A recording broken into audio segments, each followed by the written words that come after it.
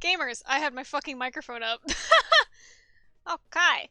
Hang on, I'm gonna make this slightly quiet. Well, let me know if you can't hear the music anymore, because it's not showing up on the audio thing, and I can't hear myself talk. Hang on, my own music is too loud. Please excuse me for any fumblings. As you know, if you regularly watch me stream, it's been a fucking while. The last time I streamed, I think, was Valentine's Day. I think it was when Alex and I played Nikopara. So it's been a minute. It's been a little bit.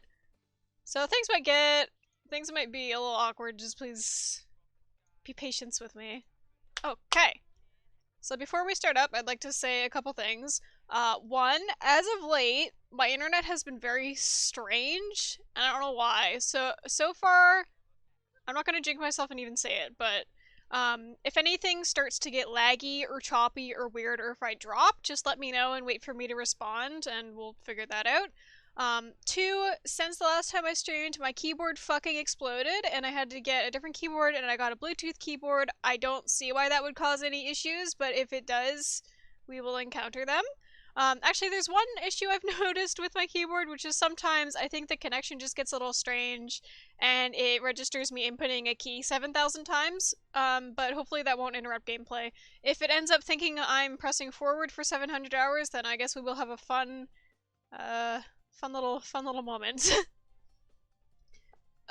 Three? I think we're on three.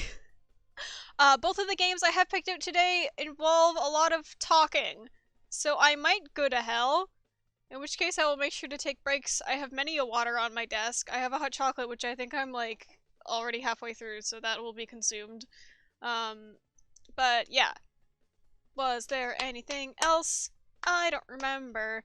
I'm going to try to play the two games we have picked out here, which our first game will be Jam in the Mystery of the Mysteriously Spooky Mansion. It's a point-and-click adventure game, and we will also, if we have the time for it, I imagine we will play Your Future Self, which is a, like, narrative computer terminal game. I've booted up both of them just to make sure they run. I haven't seen anything past the introduction of each of them. One thing I noticed with Your Future Self is that sometimes the setting screen that you can pop open, like, within the game itself, like while you're still playing, sometimes it doesn't register that it's done that, in which case you have to just close the game, and the game auto-saves. I don't think it has a manual save, so if that happens, we may have to repeat some stuff, but hopefully we will get all of our settings sorted out ahead of time with that game and not have to open it ever. Both of these games, I noticed, have some volume issues. They both launch at full volume, and full volume is very fucking loud. So if my settings didn't save from when I fixed them last night, we will have to fix that ahead of time. After the game opens. So sorry about that. Alrighty. So, like a moron, I did not actually preload the game sources into my stream, so we're gonna launch Jam in the Spooky Mansion, and then put that inside of my OBS. No issue, we do it live! We do it live, baby! I'm going to pull up the itch page and read about the video game that we'll be playing. I like point-and-click adventure games. I haven't played them in a second. Oh wait, I should stop the music. Shut the fuck up, Sonic. Okay. That does... Okay, the window for this one doesn't scale properly. So we'll fix that up there. Alright. Please let me know right now if you can hear the game at all. I am thinking you probably won't be able to, in which case I'll crank it up a little bit. Because I don't want to crank it too much because my microphone is a little bit quiet. And this has, like, bleep-bloppy music, so it will drown me out. There's the game? Okay. I can make it a little louder. Hang on. I think that should be okay? Okay. Let me know if it's a little too loud, too quiet. It's pretty quiet, probably touched up? Okay. We'll wait for... wait for the stream to catch up.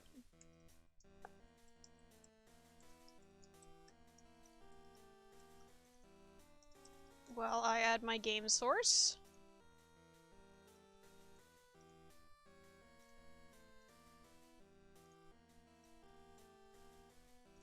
There we go. Yeah, baby gamers.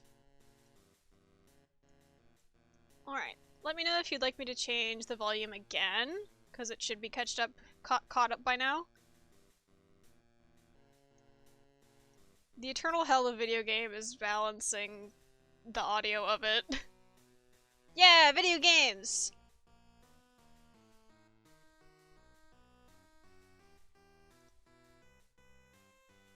Alright. So I will read off the itch.io page. This is a game by Rook'S, ARC-RES on itch.io. That is the URL. So we'll read the description here. The detective prodigy Jam already knows who did the crime, but what the crime actually was remains to be determined. It's up to you to guide Jam through 8 rooms and point-and-click puzzle games, gather evidence, and deduce what really happened in the mystery of the mysteriously spooky mansion. And the game should be roughly 30 minutes, but who knows. There are content warnings on the page. There's PG-13 swearing, mild body horror, some unpleasant images, no jump scares. And we can change the text speed size if we find that is fucking abysmal. But it should be okay. Turn the game up a tiny bit more. Yeah, I'm not good at horror or jump scare. So most of the games we'll be playing will probably not actually be all that scary and just be kind of vibes. Kind of autumn general Halloween zone. I don't know if my mouse is being captured. I need to see. It is. Stop that. I forgot how to do that. Properties? Yes. Capture cursor? No. Well, I guess capture cursor would be useful for point and click. No, it has a built-in cursor, I think. Okay. Woo! Let's go. Turn my own volume down a little bit. So it's just space and left click, so it should be easy peasy. Just the game over the mouse. Select highlighted objects. I'm going to turn some of the sounds up a little bit again. Cause I like to hear my sound effects when I play a point and click. Alright.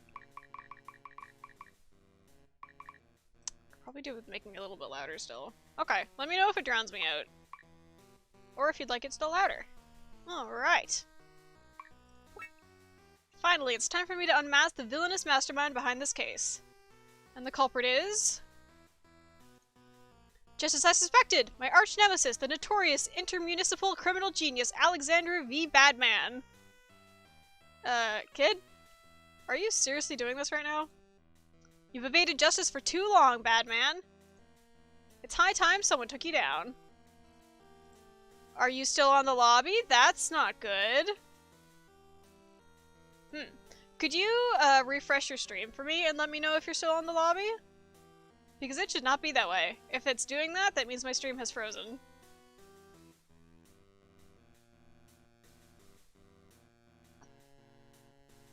We do it live, baby.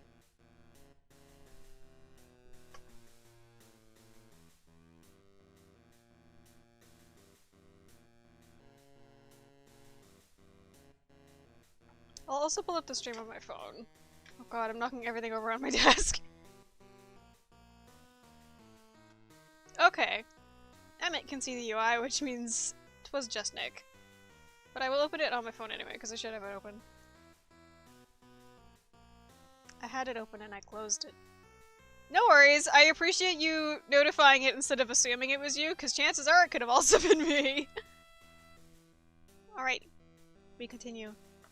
It's high time someone took you down. And that someone is me, Jan, the world's greatest kid detective between the ages of 4 and 17 in the western half of Lynn County. Oh boy. Okay, kid, listen. I realize maybe I don't have the best track record on this, but this time, I'm totally innocent, I swear. And what's more, oh, I'm sure you're innocent, Badman. Just like that time with the T-Rex portraits. It was just one T-Rex portrait, actually. Or the haunted factory. You technically never proved it was me underneath that bedsheet. Or the puzzling predicament of the vanishing gazebos. Alright, yeah, that was totally me. But I'm telling the truth, I didn't do anything wrong in this particular abandoned house. I was just, you know, doing some stuff when all of a sudden you came out of nowhere with a frying pan, knocked me out cold, and tied me to a chair. Extremely rude, by the way. But there's something else you need to know. Before you got here, I was poking around upstairs when I saw something seriously doing some stuff. Right. I'm serious, kid. You've got to untie me and run for it. Like, there's some real uncanny shit going down here, and if we don't get out of here, we're gonna get... Save it for the judge, bad man. The only thing I want to hear out of you is your confession. My confession to what? I haven't even done anything yet. Your confession to... the crime.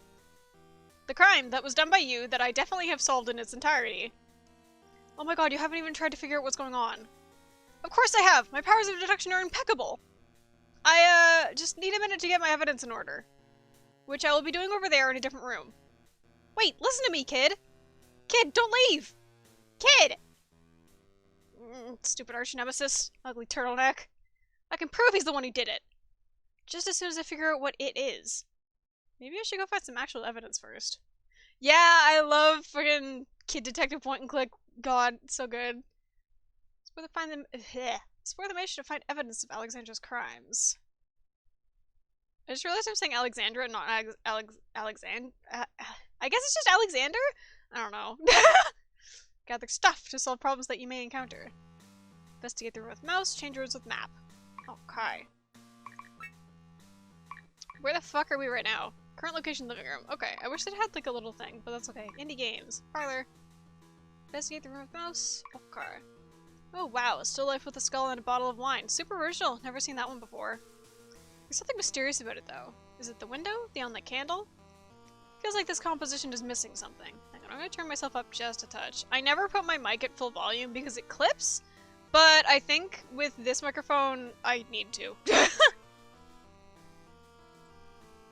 Oh, I don't have any evidence yet. Or any stuff. There's some stuff. Looks like there's something way back underneath the couch. I could probably grab it if I just reached in. But on the other hand, it also looks like no one's vacuumed down there in at least half a century. I wouldn't touch that with a 10-foot pole. Okay, I guess I need a 10-foot pole or something. Whoops.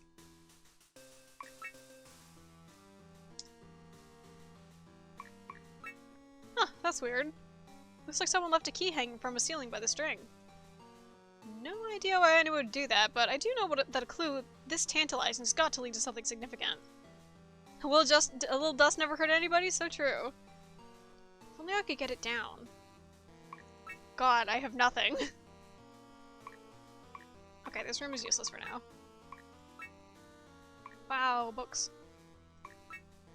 Book is titled Ye Tome of Dubiously Plot-Related Information. It's open to a chapter somewhere in the middle.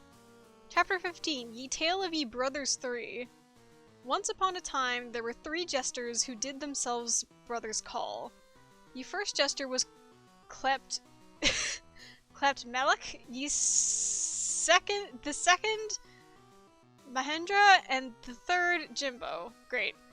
One day, wherein these 3 brothers, with full merriment, a jaunt down ye street, fuck! When yon spectre of death did them stop.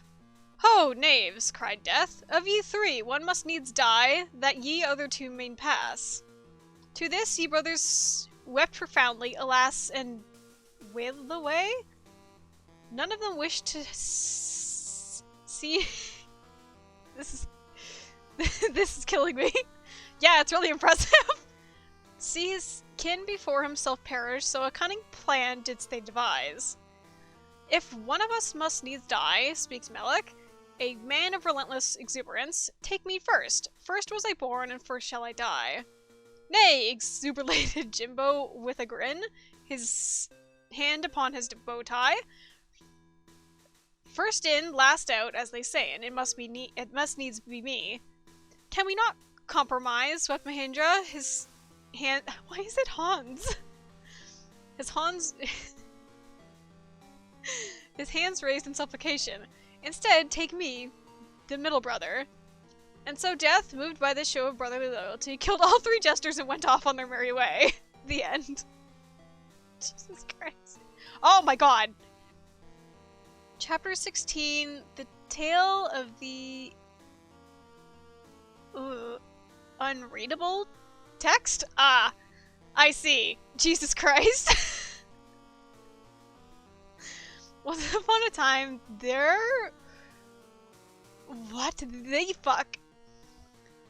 Once upon a time, there was a curse that randomly did change vowels into Ys, and upon the ends of words affixes... This is a fucking homestuck taking work, yeah. God, that's really funny. Hey, there's a book on that chair. Well spotted, Jam. A book tucked away in a hard-to-find location. It's gotta have all sorts of clues and evidence squirreled away inside. I'll just open it and... Oh, something fell out. Wow. An aging post-it note. Is someone using this as a bookmark? And the text. Iron Snail Authorization. What could it mean? What the fuck? I mean, aside from Alexander v. Badman is super guilty, because that's totally what it says to me. Alright, that's one piece of evidence down. Kid. Excuse me. I think I should get at least one more before I go and confront Alexander. Oh my god. I don't think I have a inspect. Okay. Is this a proper spooky mansion? It stands to reason that there must be at least one rotating bookshelf. Badman probably has a secret passage hidden behind it, safe from prying eyes. But not for me! Now, if I were Badman, which book would I choose as the switch? This riddle will require a thorough analysis of his life and background. Though on second thought, I'm not sure I actually know anything personal about him. His name sounds kinda old-timey? Is he, like, European or something? Well, if that's the case, then there's only one book on the shelf that could be the switch. Huh. Well, I guess this wasn't it. Maybe it's just a regular bookshelf after all. Okay.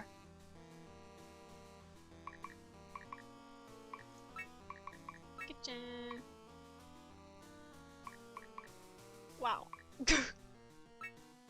You do hear an awful lot about dead bodies being stuffed in fridges. Assuming it's still functional, it'd be the perfect place to hide evidence. I'll just open it up and... Huh. I guess that's technically still food.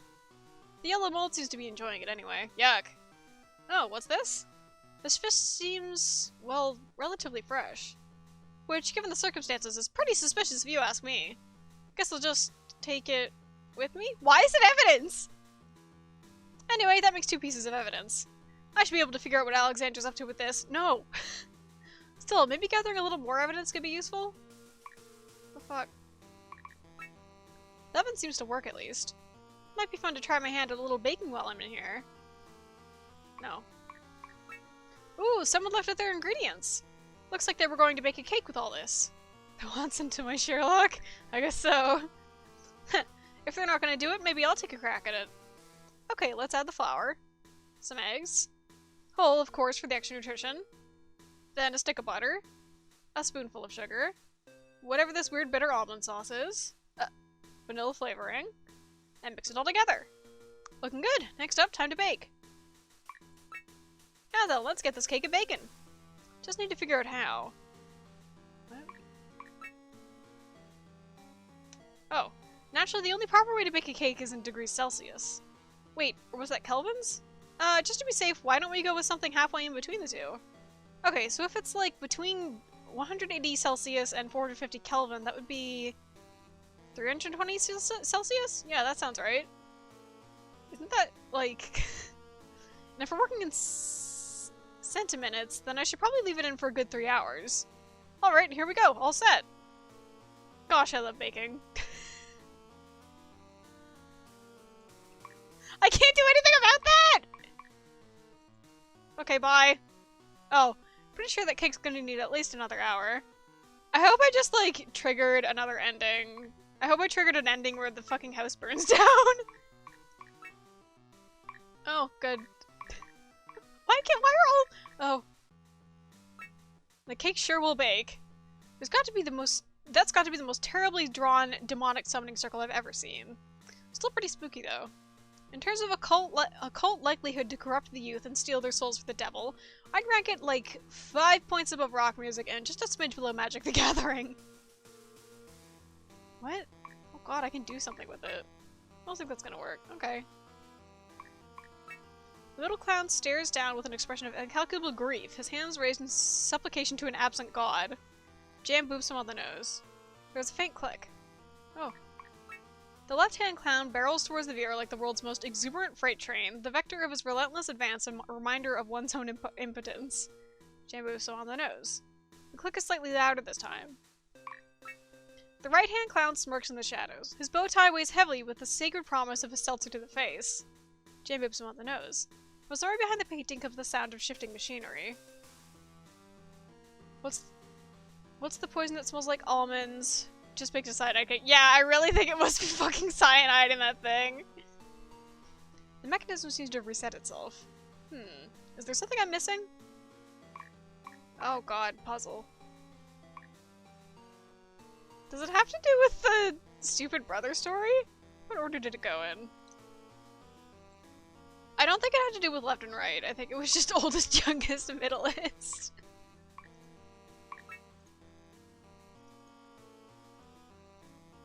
Maybe it's... I don't know. I'm sure we'll find something. What the fuck? Oh god, what is that thing? Why does it have so many eyes? Oh god, oh man, oh god. If it's a demon, it probably got here by magic, so magic can send it back, right? Yeah, we sure found something. Just gotta find the right spell in this book. Centimilli Maker Nano? Oh god, it's not working. Oh cool, a yardstick. All I need to do is walk past that. That demonic monstrosity, holy crap, it's going to eat me alive. Okay. Can't look at candle, too busy trying not to get my soul sucked out through my teeth.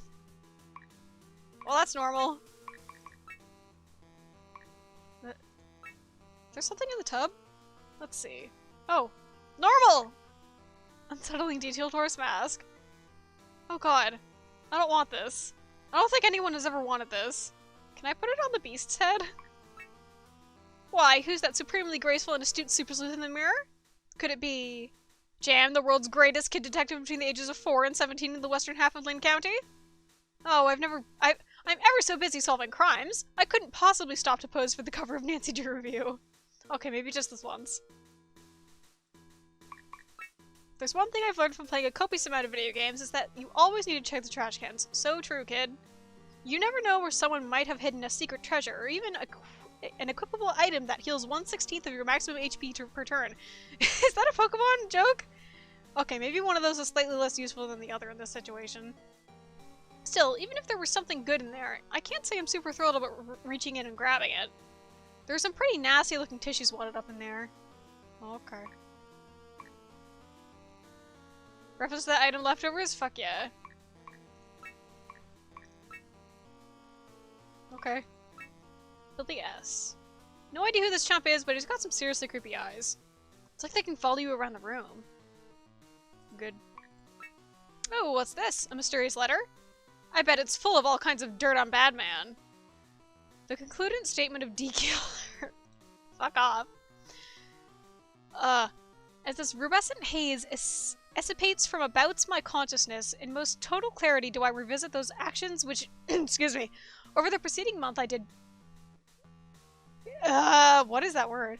Paragitate? This house, how it reeks of that most sanguineous humor, and so to my sullied hands which did that humor spill. He and I thought ourselves bold, but that facade crumbled like ash before the tremendous horror that from out mine floor did emerge. To merely witness it rising from the circled wood itself percussed the brain into insensibility. I like that. That's a good phrase. It is best not to think of such things. The deed is done, and undone can it not be, yet these words assuage my woe a little. Pathologic reads like this? Yeah. That's the impression of Pathologic I get. The vitessence which from mine friend I repped that I might invoke the demon, how glad would I be to have it back, and the demon perlineated from this earth. I was mad then, so too was he. And now of him only his lone mandible remains. As for that demon, I have sealed its essence within the lawn statuary and transpaled its corporeal form upon my harpooning gun. Still does it stand as though a corpus life forlorn.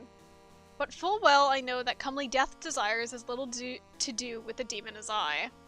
And oh, the worms that out from its immaculate corpse do wriggle and bream. The worms! The worms! I am but a festering rind of cheese swollen to bursting with worms! Their blood-ravenous susurtations churn the rancid milk of my soul. The writhing, the gnawing, the boundless hunger.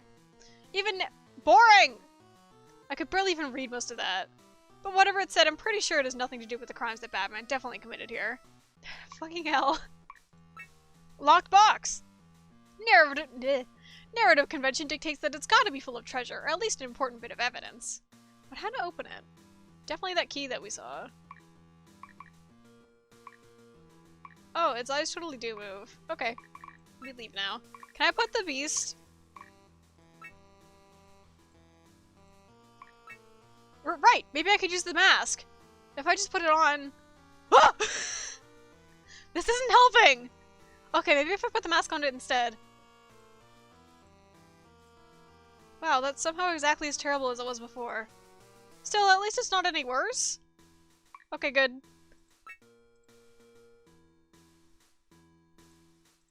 Nope. Great.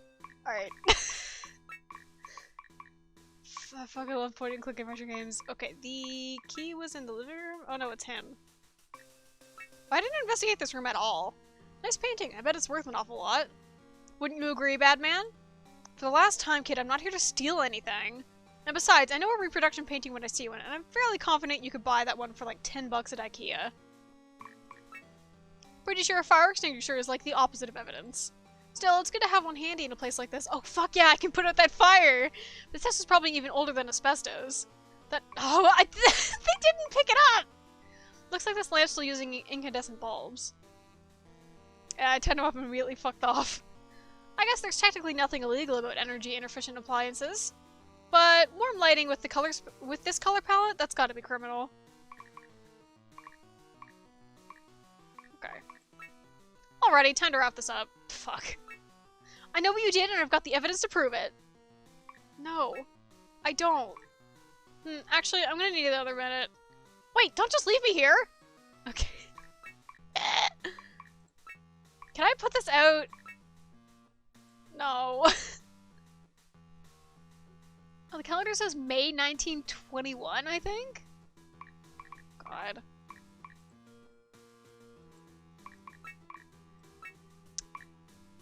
Oh, this fucking clown puzzle. Oh, drawers. Hey, the bedside table looks pretty promising. Bet there's some solid evidence in there. That or another Gideon Bible. Let's see. Lucky me, it's a revolver! And it's still got 5 bullets loaded in it. What a totally innocuous and normal item for an American teenager to find lying around the house. Oops. Haha, totally normal. Good. Good. Good.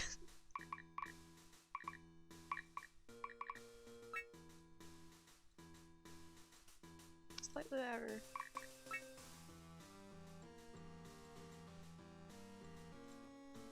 Just use to set itself. Okay.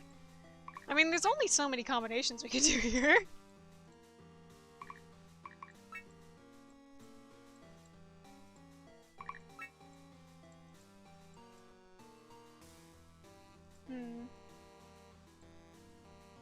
Trio of clowns, there's something familiar about that. Maybe it's their gestures?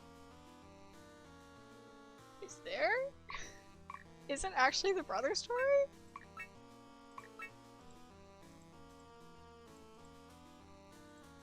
Well, I guess it is the book titled fucking shit that has to do with plot or whatever.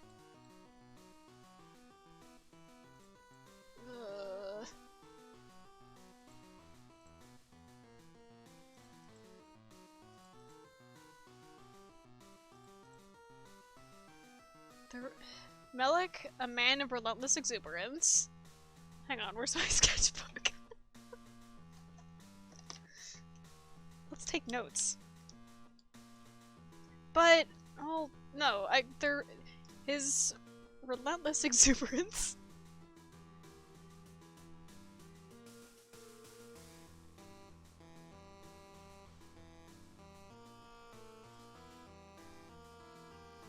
His hand upon his bow tie.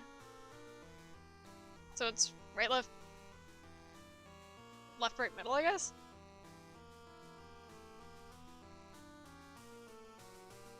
I don't need to write this down, but I'm doing it anyway. Okay, get me out of here. I want leave.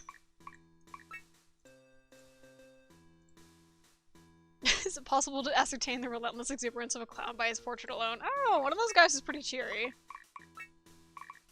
The relentless exuberance. World's most exuberant freight train. The bow tie.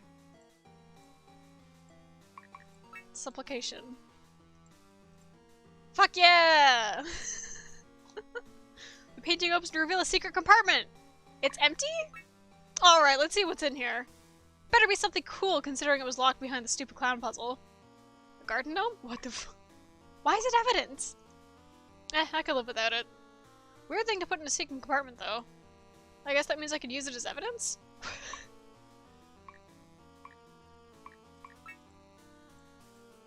Can I do something with this? Can I shoot it? I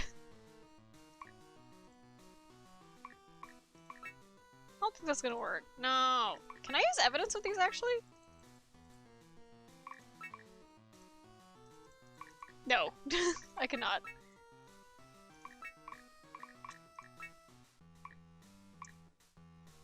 That's not gonna help anything in the bathroom.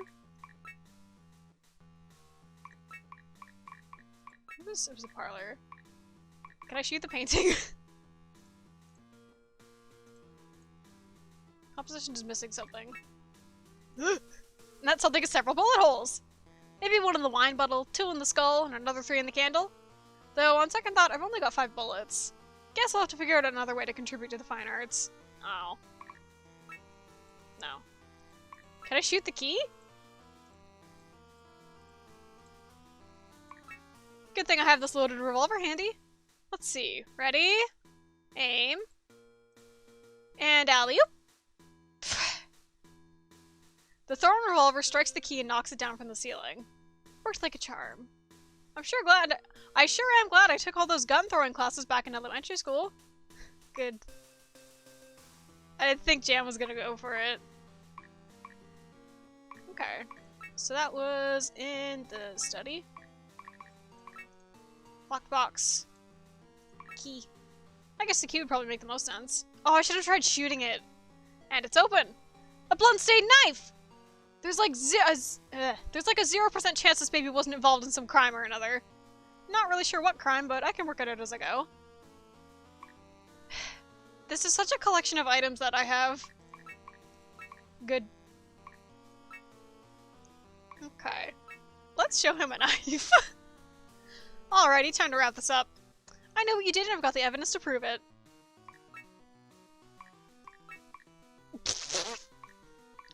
At first, I admit you had me stumped.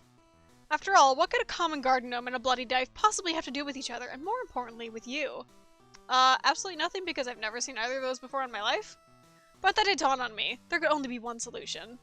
For a man like you, driven by the thrill of the fight, with a— Can I save? I totally can save. Well, if this triggers an ending, we will just speedrun.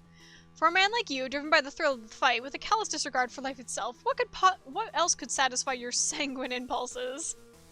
That's really not a very accurate description. This whole time, you've been in charge of a secret criminal cabal.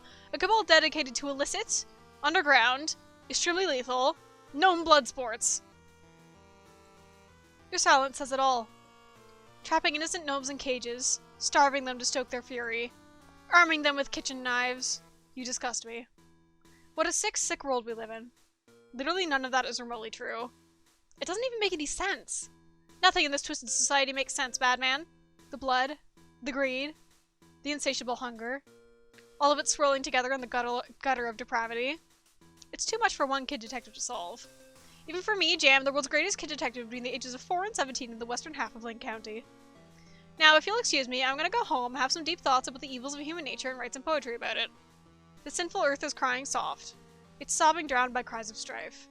Who can bear hope's torch aloft, above the waves of ruthless life? Yeah, that's a good start. Kid? Wait, you can't just leave me here! Kid, come back! Kid?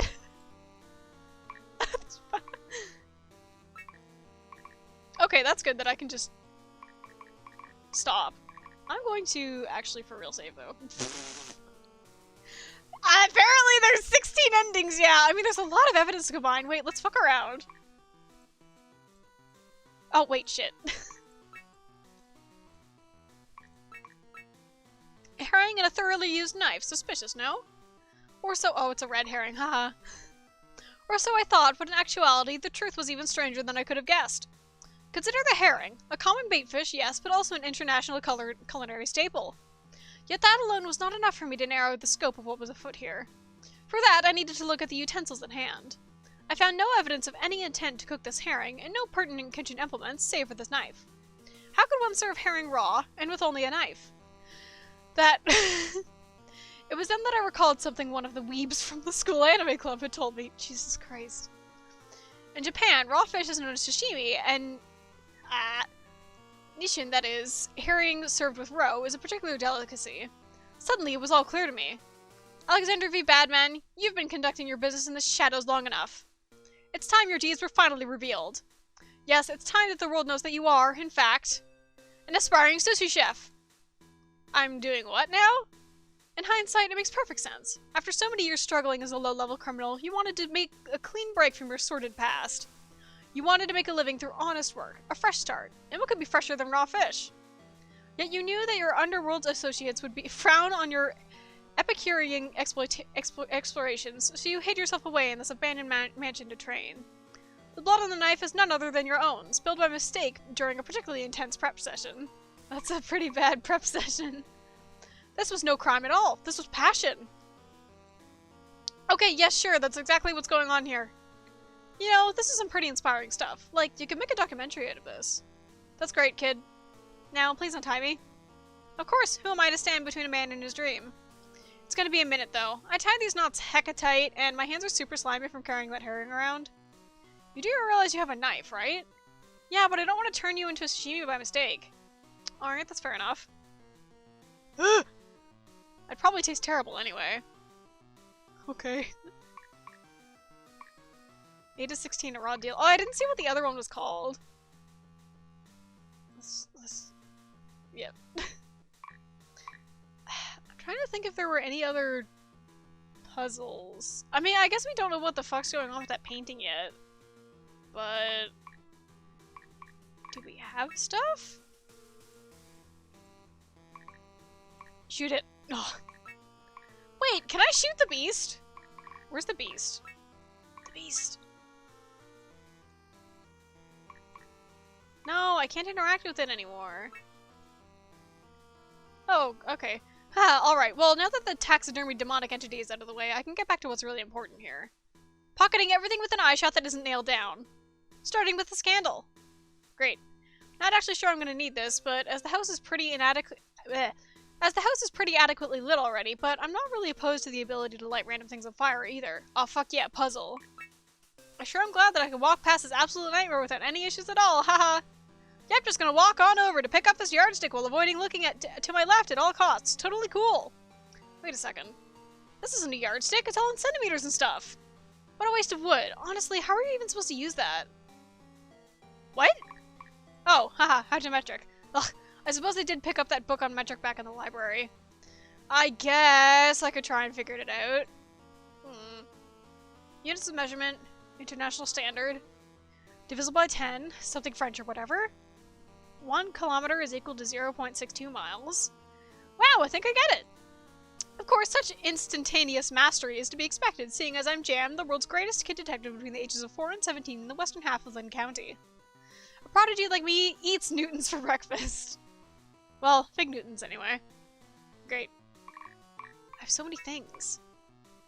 Where can I use a ruler? Oh, haha! No, that's the wrong one. Pick it up.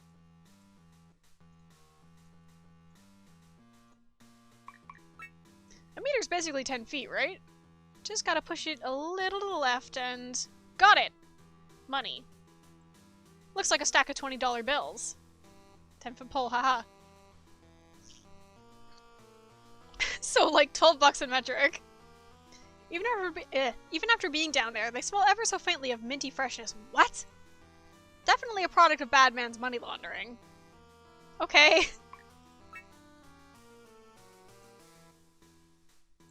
The unlit candle. Yeah! Burn that shit! Aha! This painting must be a puzzle, and I bet if I solve it, I'll find another piece of evidence. Fortunately, I figured out the solution ages ago. If I just take this actual candle and use it to light the one in the painting, then the entire painting will catch fire. Huh. Not what I was expecting. Pretty lame puzzle if you ask me. I'm just fucking setting this house on fire! You know, I think the fire really balances the composition. Okay. How's this doing? Fuck.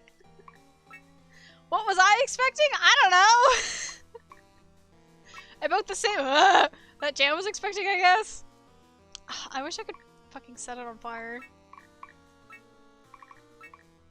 Alright, well we have other stuff here.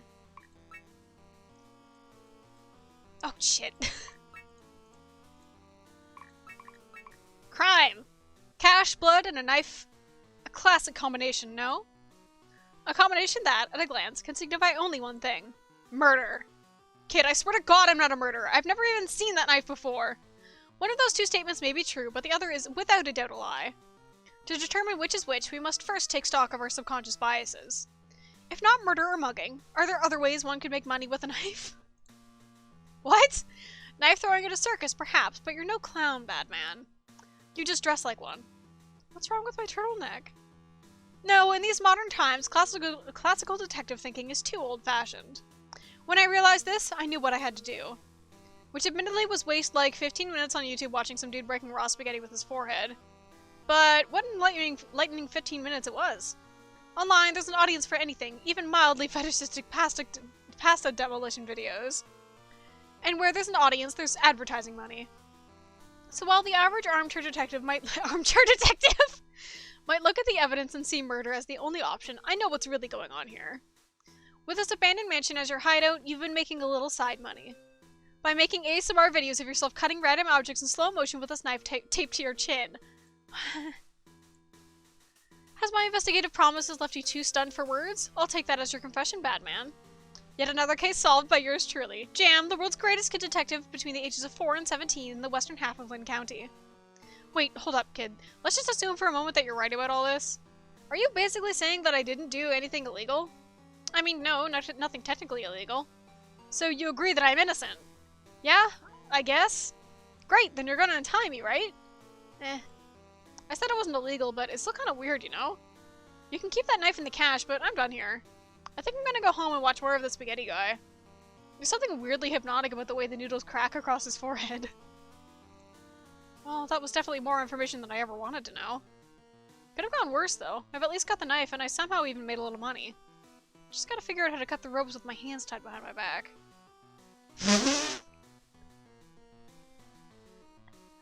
So I was going to the big clown fight at the old house when I heard this weird sound, and it was... I can't make that word out. And it was honestly kinda relaxing? Hope it... I can't make it that last part. The thief gets wrecked by Epic Demon. Honestly, how hard could it be? Not illegal, still kinda weird. Great. Fantastic. I feel like we should have another piece of evidence, right? Such as the menu, the rules of the menu. I mean, I have a fucking knife. So surely there's something I can use a knife on? Wait, this might be a bad idea. Oh. Okay, right, that's evidence. Maybe I could get in on a little of this demon summoning action. Just need to put the candle in place and... Oh, mighty demons or whatever, heed my call! I don't know what your deal is, but I've got a pretty ripe soul to trade if that's your thing. It's all yours, as long as you can get me a best-selling series of beloved children's detective novels about my heroic exploits.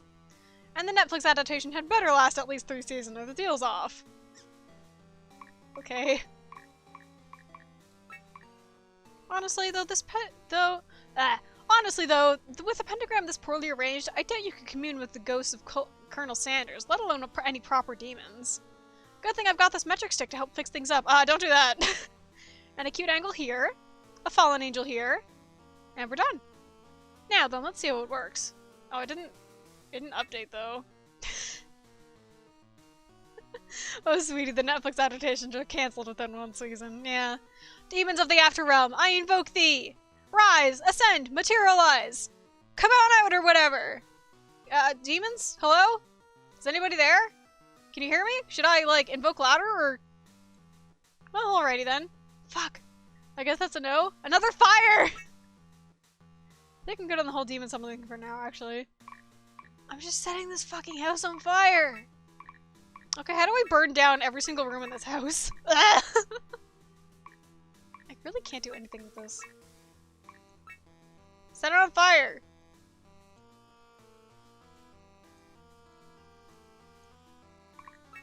Good thing I have this handy candle already lit. Fuck this house! There's a second thing I've learned from playing a copious amount of video games, is that an adequate quantity of fire will solve pretty much anything. To Pyromania ending, I hope that's real. Wait, what's that smell? Is it just me, or is it starting to get kind of smoky in here? What a mysterious phenomenon. Okay, in hindsight, maybe not that mysterious. Guess I'd better go find that fire extinguisher. Oh! Pretty sounding on fire. Oh, it looks like there's something in here after all. Just gotta reach through the flames real quick and... Got it! Okay! Oh. That is definitely someone's jaw. What a lovely piece of evidence. I think I'm gonna wash my hands now. Now let's see. Wow, that's 6 pieces of evidence! I seriously doubt there's anything else useful left in this trash heap. Better go confront Alexander and get it done with. Yay! I want to put the house out though. Haha, don't mind me, just passing through doing some detective stuff. Kid, I don't want to alarm you, but is something burning here? Like, I can smell smoke and everything is fine. Fine! Slightly on fire, yes, but fine! All I have to do is take this fire extinguisher and... kid, you do realize that thing's empty, right? Oh, we're gonna die. You can't just drop that on me without an explanation! You said something's on fire? Okay, yeah, right, explanation. So basically I think you figured out what the crime was here, and it's arson. Also, I'm the arsonist, so... Wait, what? You lit the house on fire? Accidentally? I accidentally started a bunch of fires in like half the rooms in this house and never put them out? Is it still illegal if I didn't mean to? It's not, right? No, I'm pretty certain that's still a crime. Oh god, you're right. I'm a criminal now. Goodbye, Jam, the world's greatest kid detective between the ages of 4 and 17 in the western half of Lynn County. And hello, Jam, the world's worst juvenile delinquent between the ages of 4 and 17 in the western half of Lynn County. My career, my dreams, all up in flames. Just like us in about 10 minutes, I guess. Wait, hold up, kid. Even if you did commit arson, which, by the way, it seriously sounds like you did, you still have a future. Also, more importantly, I still have a future, and I really don't want to burn to death here, so can you please untie me already? I could have a future, even though I'm a criminal? Yeah, you're a bright kid with plenty of talent. Some of them are even useful. I'm sure you'd do fine as, I don't know, a low-level pyramid scheme administrator or a serial noise ordinance violator. Hell, you could even be my sidekick if you wanted to. Really? You'd be my sidekick in crime? That's not exactly... Oh, bad man. I can't believe I misjudged you all this time. Don't worry, we're going to do the best crime... We're going to be the best crime duo the western half of Lynn County's ever seen. I'll get you untied right away. It'll only take a couple minutes. Crash. Or... Excuse me. Or maybe I'll just kind of drag you out of here. Excuse me again. Whatever you're going to do it fast because I think this place is about to go. Holy fuck. Fuck this house! How old is Batman? How old is he to be trolled by a 4 to 17-year-old like this? He's probably... God, actually... Child crime fiction dictates maybe anywhere from 18 to 30? I would guess? Or maybe more like 19. I think 18 is too young, but 19 is like the youngest you can get away with. I guess it also depends on how old Jam is. I'm guessing Jam is probably like 12. So like 19 is pretty adult for a 12-year-old. 19 is pretty adult criminal for a 12-year-old child detective. I'm guessing. I'm basing this also off of, like, the 3 entire episodes of Conan I've watched. And, like, Goosebumps and Nancy Drew, I guess? I don't know. Well, that's it for that case. In the end, the real crime was actually the friendship we forged along the way. You realize that doesn't actually make any sense, right? Just shut up and let me have my moment, Batman. Still, I can't help but feel there are some lingering questions that never got answered. Like, what was up with that summoning circle and the weird letter, and why was the house abandoned in the first place? And the demon in the lounge, like, what the fuck? You know, not all mysteries are meant to be solved. That's my final insight as a kid detective. Wow, 3 episodes, that's like 0.00001% of the filmography of Conan. Yeah. One day I got it in my head, I was like, I'm gonna watch Detective Conan. And I opened it on Crunchyroll, I think, and I saw that they only had like a select amount of episodes, but the select amount was like in the hundreds. And then I was like, I'm not gonna get into Detective Conan. I did watch a couple episodes though. I think the first episode of Detective Conan like rules. Like, unironically, I think it's one of the coolest things I've seen in a while. It's like, what the fuck? I actually, like, I never, ever, until I opened the first episode, I never, ever knew that the plot of Detective Conan was that he's just, like, a teenager and he gets shot with, like, de-aging drugs and then becomes a child for forever. It's like, what the fuck? So that was a pretty fun experience. Yeah, I guess you're finally right for once. Whatever was going on in there, it's all lost in the flames now. Exactly, so let's get a move on, yeah? I came up with like 10 crimes in the last 5 minutes, and I'm all kinds of excited to try them out. We're gonna steal so many T-Rex portraits, you wouldn't believe it. Oh boy, not this again. Ah! It has the fucking horse head! Oh right, the Conan drug. It's not even specifically de-aging, that's just a rare side effect. The intended effect is to die. It's so fucked up. They tried to fucking kill him! Housewarming party, yay. We're gonna save that in a separate slot. No. Well, I guess... No, let me try- well, whatever. I have so much evidence, dude. Oh, wait, fuck. Wait. Oh. Oh, okay. It just lets me keep going with the house on fire. Wait, that's like the real ending. Oh. Behold, evidence number 1, a human jawbone. You mean that was just lying around this place? But of course. Why should it be surprising to find human remains? At the scene of a murder. Murder? Are you serious, kid? Wait, I don't want to do the real ending yet. That's definitely the real ending. No. Because, like, I know what happened here. There's a fucking note that spells it out. What's all our stupid-ass combinations we can do?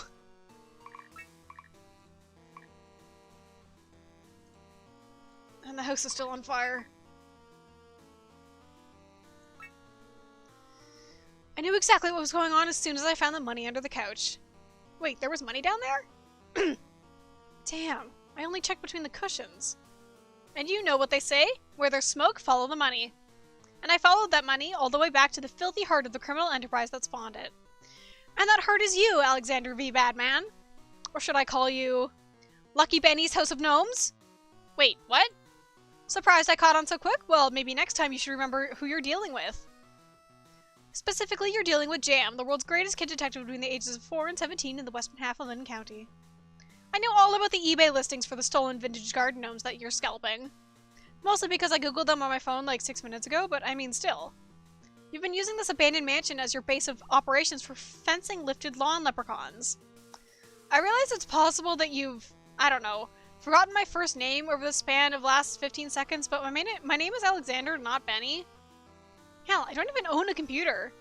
I'm sure something like that wouldn't even be a trifle for a criminal mastermind like yourself. Just go to the fucking library, I guess. But either way, I'm shutting your business down for good. Here's some customer feedback for you, Badman. 0 to 5, wouldn't shop again. Later. Kid? Wait, kid! Aren't you forgetting something? Something like untying me? Don't just leave. I don't want to die. For God's sake, at least take me with you to the police station. Well, I guess... well, at least I didn't get left totally in the lurch. If I break the gnome with my feet, maybe I could cut myself free with one of those shards. Just gotta Wait, where'd it go?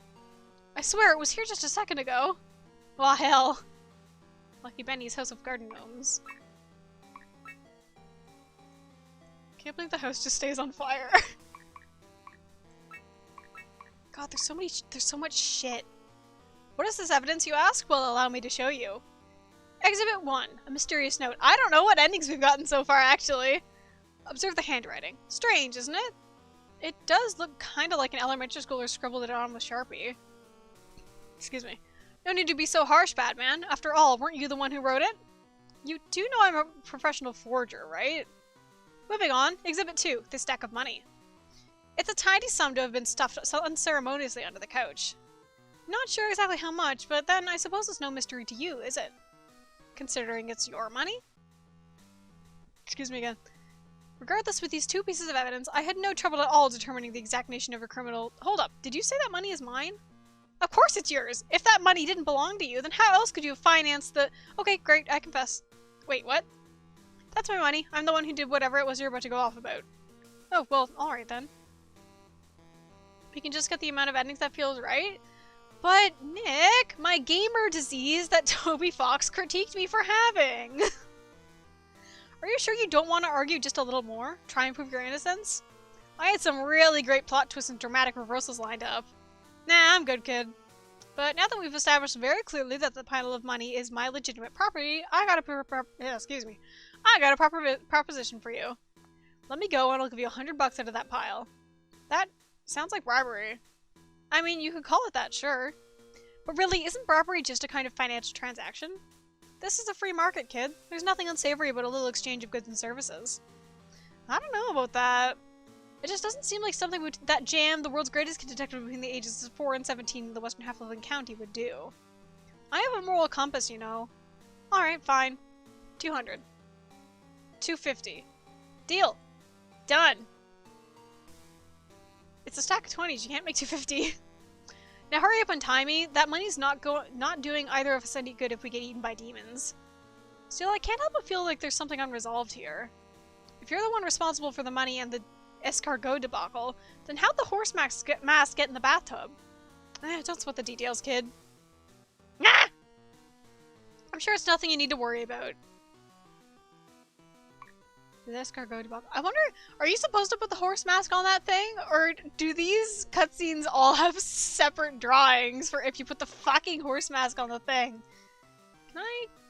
Oh, yay! There's a checklist! Jesus fuck, there's a lot!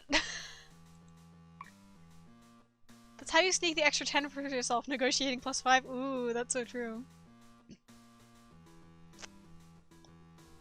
Okay.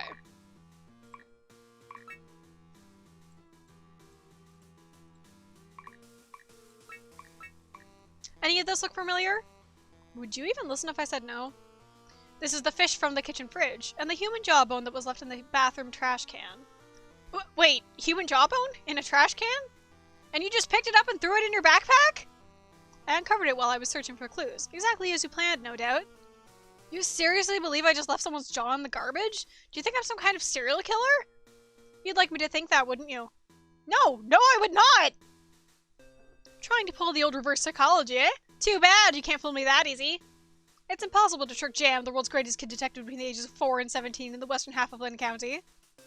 Everything was staged to make it look like these were important clues that would lead me to the answers I sought, but that was an elaborate ruse.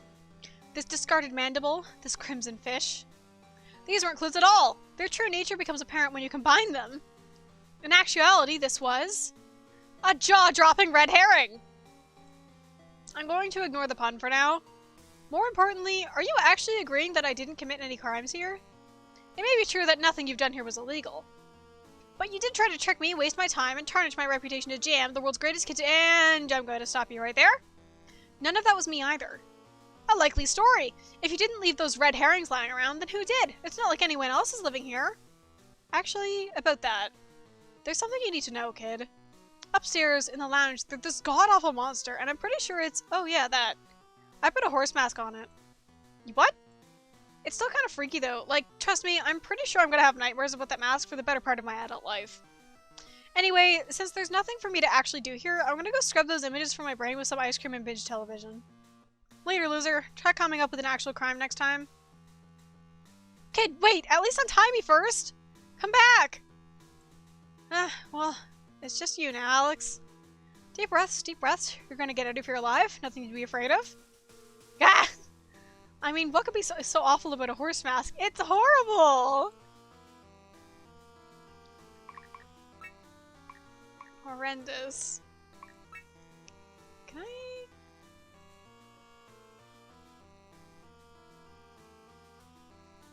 The pathologic book said he ripped someone's jaw off or whatever. Forgot about that yet. Yeah! Oops.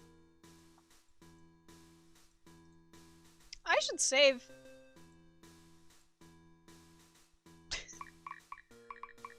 Let's...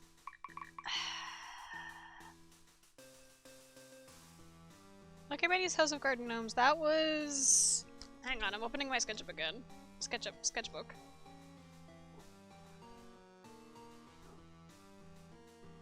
That was the gnome X the money. Gutter of Depravity, I don't remember. Not Illegal, still kind of weird, was the knife. And... Crazy Puzzle Game Sketchbook, Time Under Tradition, yeah. It was the knife and the...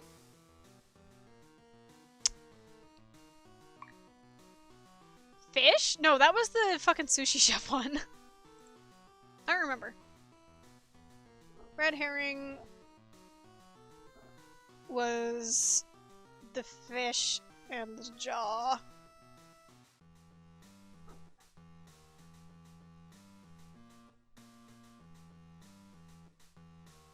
God, I'm writing this really skewed.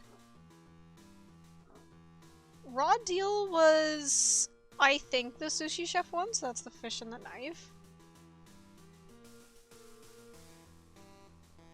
There's so many fucking... Oh, hey, you aren't supposed to set the house on fire. It's the secret ending. But of course. The escargot debacle was the money...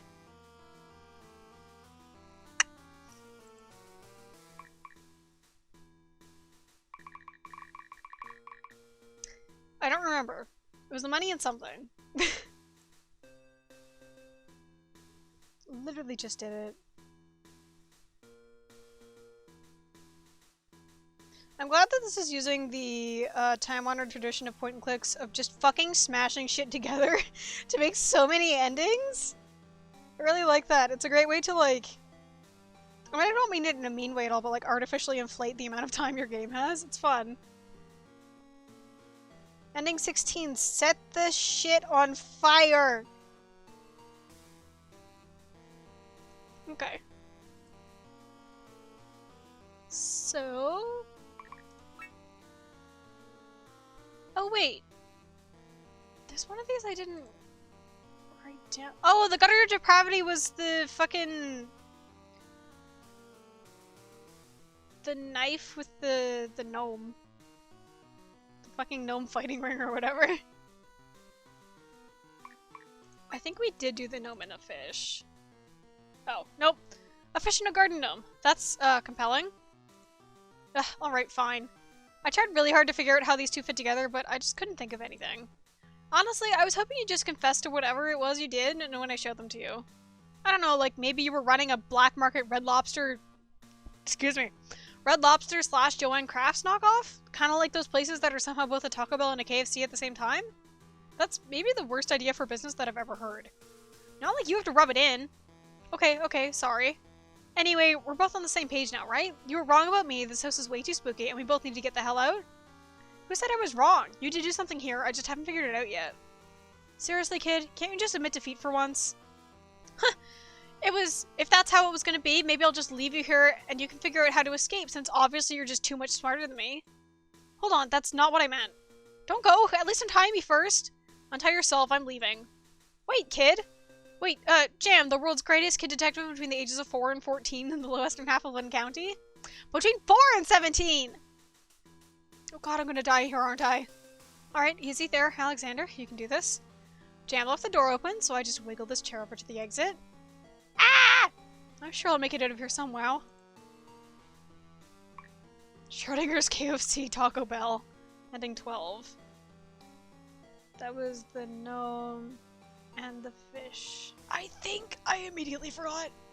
His smile spread is really good, yeah. I also like this one that's on the second save slot. Jam's like squish face sprite. It's really good.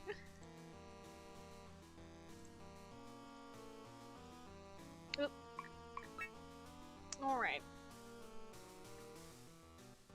So we can do... I think we did the money and the note, but I don't remember which one it was. Is this evidence you asked? Will it be allowed to show you? So if I want a serious note, observe the handwriting. Strange, isn't it? Does look... Yes, okay. I need to find out which one this was.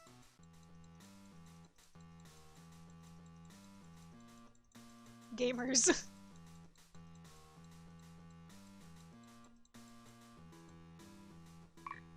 That was number 9, okay.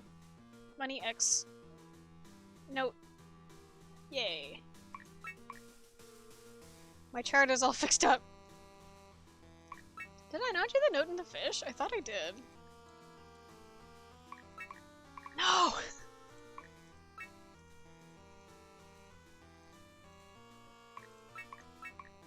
I have to say, this case was a tricky one. A strange fish and an encrypted message.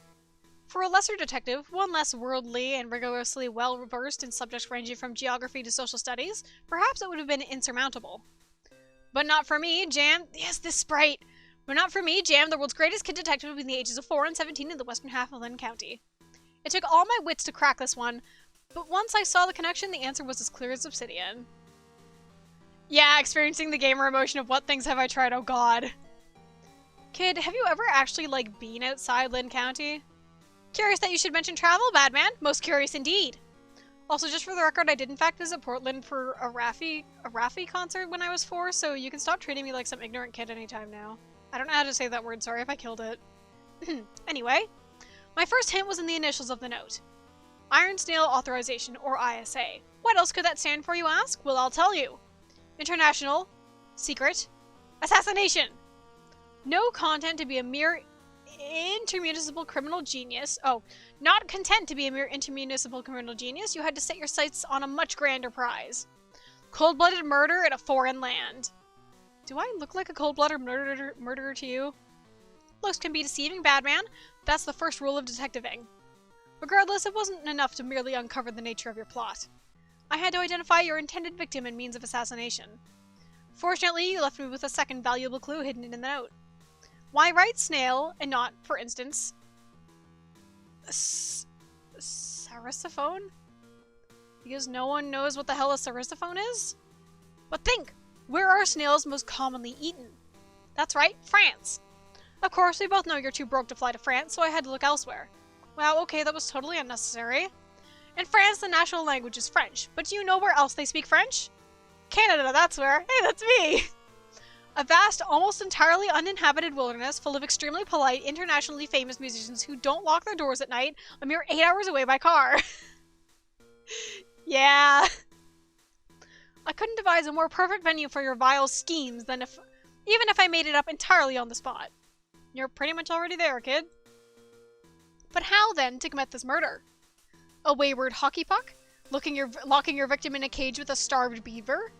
No, such means are too intelligent for someone like yourself, and thus we come to the fish. To kill a francophone, only one tool is suitable.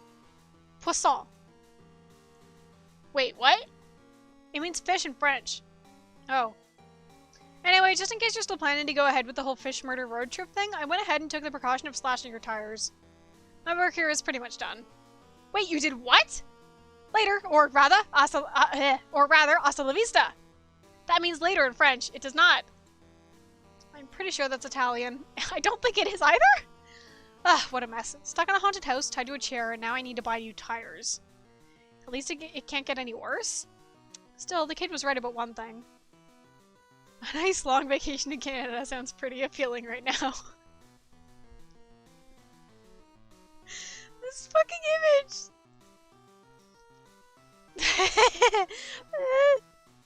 That was the... Oh shit, what did I do to get that ending? Oh, it was the fish in the note. God. This game is so good. Okay. Oh yeah, I still don't remember what I did for ending 4. Not illegal, still kind of weird. It involved the knife.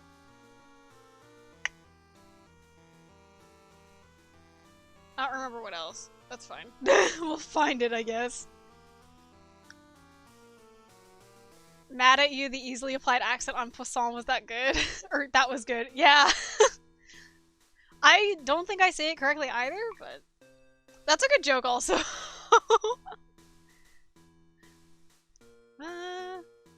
Jawbone and the gnome, this'll be good. I present my first exhibit, this garden gnome. Oh yeah, that's a criminal gnome if I ever saw one. You may laugh, but your joke couldn't be further from being not close to the truth. Allow me to present exhibit number 2, a human jawbone. Kid, where exactly did you find that? Why should I bother telling you? I'm sure you know exactly where you left it. After you were finished sacrificing the rest of the body to the gnome demons? Gnome... demons? The demons spoken of in the fabled grimoire of foul magic, the Necronomicon. the Necronomicon. The demons that you think have been communing with you. It's very good how TLC gets every time you bring up the jawbone. The demons that you think have been communing with you through the gnome statue. Why else would you lock the gnome away in his secret compartment? Excuse me. Hang on, I need to take a drink of water. Yeah. That summoning circle in the bedroom. The, whatever that god-awful thing was in the lounge. They're all part of your vile human sacrifice rituals, aren't they? Wait, you mean you saw the thing in the lounge too? I mean, it's kind of hard not to. That's the thing I was trying to warn you about. It looks like it's taxidermied, but I swear, when I was up there, I saw it move. Oh, I'm sure you did. While you were hiding inside it, murdering your innocent victims to appease the gnome demons. But this sick charade ends here. The gnome demons aren't real, Badman. The only thing you've been appeasing is your own appetite for carnage.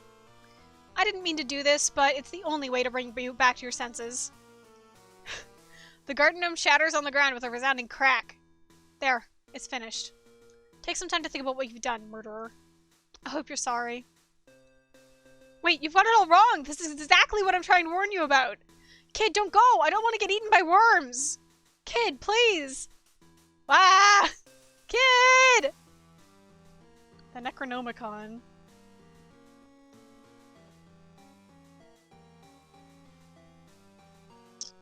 I instantly forget what the second evidence I used was. It was the jaw. I'm so good at remembering things.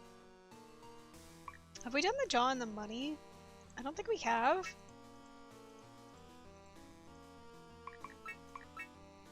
I can't believe I didn't catch on to it earlier. You've been doing it under my nose this whole time. And I am so sorry. Wait, what? You've been selling your organs online just to make ends meet and I never even noticed. Excuse me. I thought you were just stealing for fun, but really you were doing it to feed your family. Every time I caught you, every time you pleaded for me to let you go, I kept telling myself it was all for the sake of justice, but I was too blind to see that the real injustice was financial inequality all along. Words can't express my shame. I feel like I'm Inspector... Oh, that's the fucking musical, isn't it? Inspector Valger from that Hugh Jackman movie. In my pursuit of incorruptible ideal, I lost sight of what really matters. Truth. Can we rewind for a moment? How exactly did you jump to that conclusion from a jawbone and a pile of cash? It was easy once I saw how all the pieces connect. If my mastery of forensic anatomy serves, that jawbone can only have come from a human, specifically an adult human, between the ages of 20 and 200. Great. Curious, isn't it? That such a jawbone would appear in the same building as the only human adult I know who's willing to speak to me for more than 2 minutes at a time? Hold up. I don't want to pry, kid, but, aren't you in school? Don't you have teachers? Hell, do you even have legal guardians? Yes, it was curious indeed, and that's when I remembered something important. I had read that people will sometimes sell powdered rhino bones on the internet as a kind of medicine, often for a very high price. If that was If that was so, then why not human bones as well? And thus, it was then that I realized this was no crime at all. In reality, you had surgically extracted your own jawbone to grind up and sell as a black market aphrodisiac. Ah, my apologies. I didn't mean to make your jaw drop. I realize it must have only very recently regenerated after all. At any rate, I'm truly sorry for everything I've done till now. From here on out, I swear I'll do my best to support you, not as arch-nemesis, but as friends. Thanks? Please don't mention it. Now let's get you untied so I can give you back your jawbone and your pile of money. Seriously? Wow, that's incredibly incredibly helpful of you. It's the least I can do if I want to start making things right. Ah! And besides, who doesn't like a happy ending? Inspector Valentine. Is the money in the jawbone?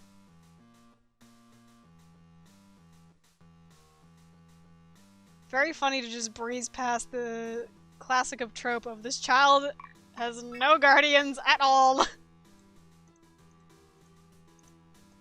Oh, shit. Excuse me. What have we not done?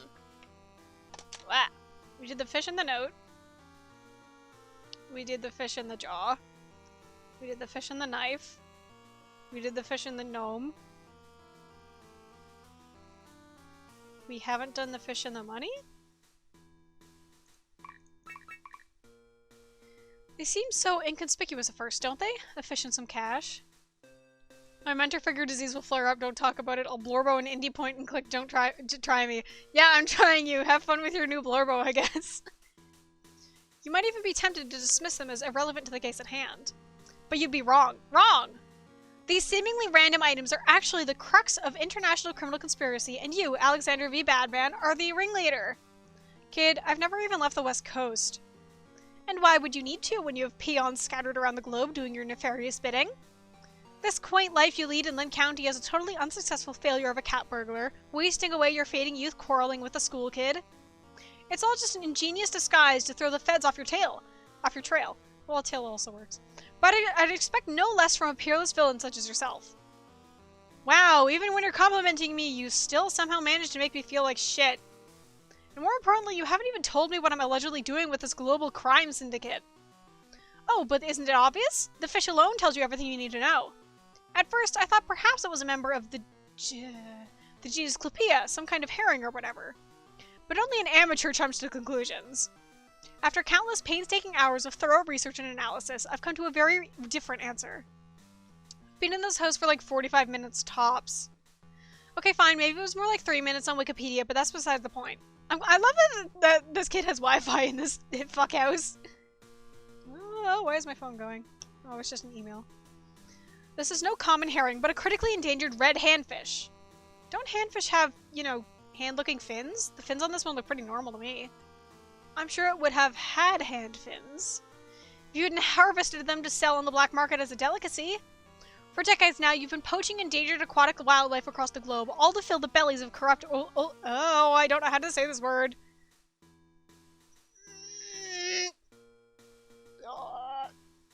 Oligarchs. I don't know. Handfish fins. Turtle fins. Shark fins. How many have died by your hands? Oligarchs? Okay, thank you. Oligarchs. Is that for real? That sounds like a fake word. How many have died by your hands? How many innocent animals have drowned in your sanguineous soup of sin? Love that! But I say no more. Your trail of blood ends here, bad man. For your diabolical poaching ring, I'm afraid that this is... Lafine. Wow, look at young James Bond over here dropping one-liners like first period electives. How many times do I have to tell you? I didn't do jack. Excuse me. And every minute you waste on this farce is another minute closer to us getting murdered by the monster upstairs. We're burning in this house. What, the thing with all the eyes? I'm pretty sure it's just a taxidermied model. Another now extant species cut down by your gang of poachers, no doubt.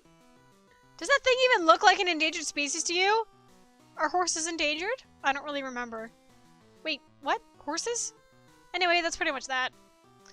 I brought out the evidence, dropped the accusation, had a couple dramatic twists, and even made a plot-relevant pun, so that all covers all my usual bases. See you next week? Maybe next time you'll come up with a better crime. Wait, you can't leave yet. You still have to untie me. You never even told me what you meant about the horses. Ugh, whatever. I guess I'll just get out of this myself. A little army of criminal fishmongers sure would come in handy right about now. Not like that's gonna happen anytime soon. Ah! Hell, I don't even like fish. Nothing. Money X the fish. We have expended the fish! The fish is now dead. So many of these endings are just jams like, alright, bye! It's like, fuck. Okay. Done the fish in the note. Maybe the knife in the note. That may have been the ASMR one. The money in the note. So we haven't done the jaw in the note?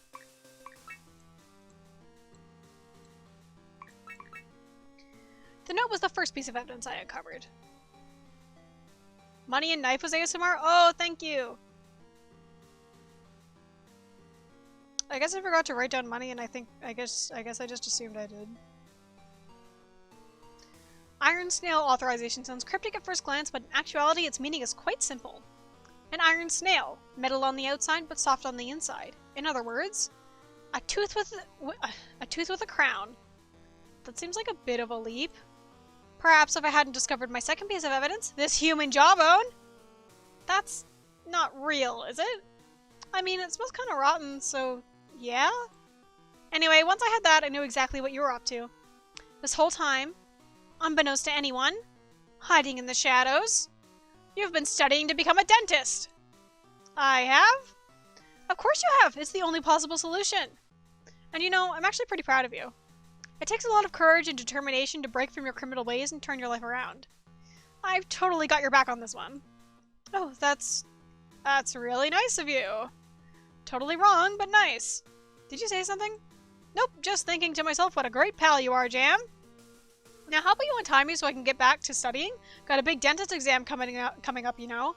Sure thing, Alexander, oh pal. Or maybe even Palexander. Okay, fine, maybe not that one.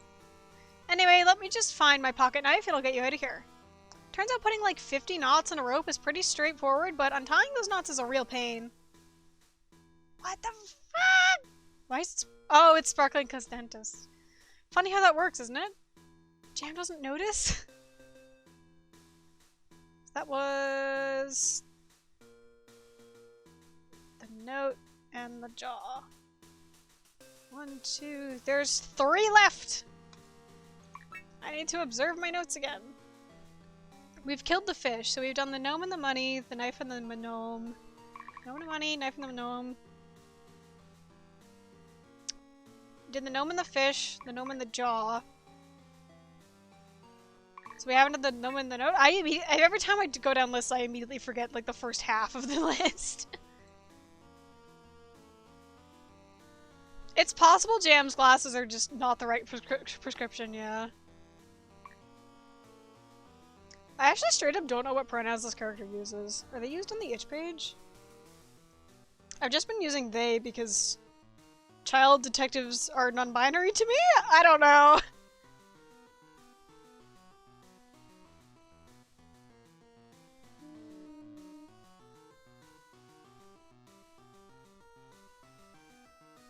Jam has no pronouns on the itch page. Such is the classic of video game protect. No, it's alright. I haven't been correcting you. It's okay, maybe this child can be every gender. I forget what I was gonna do. I think it was the gnome in the note? Yeah. Now, you may be wondering what's the connection between a seemingly innocent garden gnome and this incomprehensible post-it? I honestly couldn't be any less concerned about that than I am right now. What I actually want to know is, are you going to untie me or well, allow me to enlighten you? Oh, great, here we go. The note reads, Iron Snail Authorization. Literally what the fuck does this even mean? Snails are mollusks, and you know what else are mollusks? Clams, and clams is slang for American doll, is it? I guess? I'm sure you can see where this is going. Do you even know where this is going? It's all going back to you, bad man. Iron is a metal, and American dollars are made using metal presses. Excuse me. From like the 1920s, sure, maybe? Yeah, it seems like a 20s thing. Through the authorization of the U.S. Mint. And you know what's closely related to mint? That's right, catnip, which is a drug for cats, which is exactly what you're smuggling in these garden gnomes. Wait, am I smuggling catnip or cats? No, I mean neither. Well, okay, I won't rule either of them out, but I'm talking about drugs here. And not the soft stuff like whatever. And not the soft stuff like whatever my brother's been vaping out behind the shed. I'm talking hard drugs. Crack, snow, candy, powder. Why do you... Well, actually, this child reads crime fiction. Of course they know this. Dust, blowheck, even coke, just to name a few of them. Need I continue? You really don't. But this is the end of the line for you, bad man. You know what they say about people who smuggle drugs and garden gnomes, don't you? No. Here's what they say. Crime doesn't pay. Oh, for Listen, kid, this has gone on long enough. I don't care about that stupid gnome, but if you and me stay in this house for even a minute longer, we're likely to get eaten by worms or a demon or something. So would you just untie me already? Not until I've heard you confess to with my own ears. Ugh, fine. I did the gnome crime. Happy now? Yep. So you'll untie me? Nope. But why? You know what else they say? Don't do the gnome crime if you can't do the gnome time. I'll let you mull that one over in the slammer. And by the slammer, I mean this room where I'm leaving you. And the kid's gone. Okay, Alexander, let's take this slow and calm. You're gonna make it out of here alive. You just need to smash the gnome with your feet, grab one of the shards, cut yourself free before whatever the thing is comes downstairs. It's fine. Totally fine. Ah! I'm sure I've got plenty of time. Gnome crime doesn't pay. I almost spelled note with a G!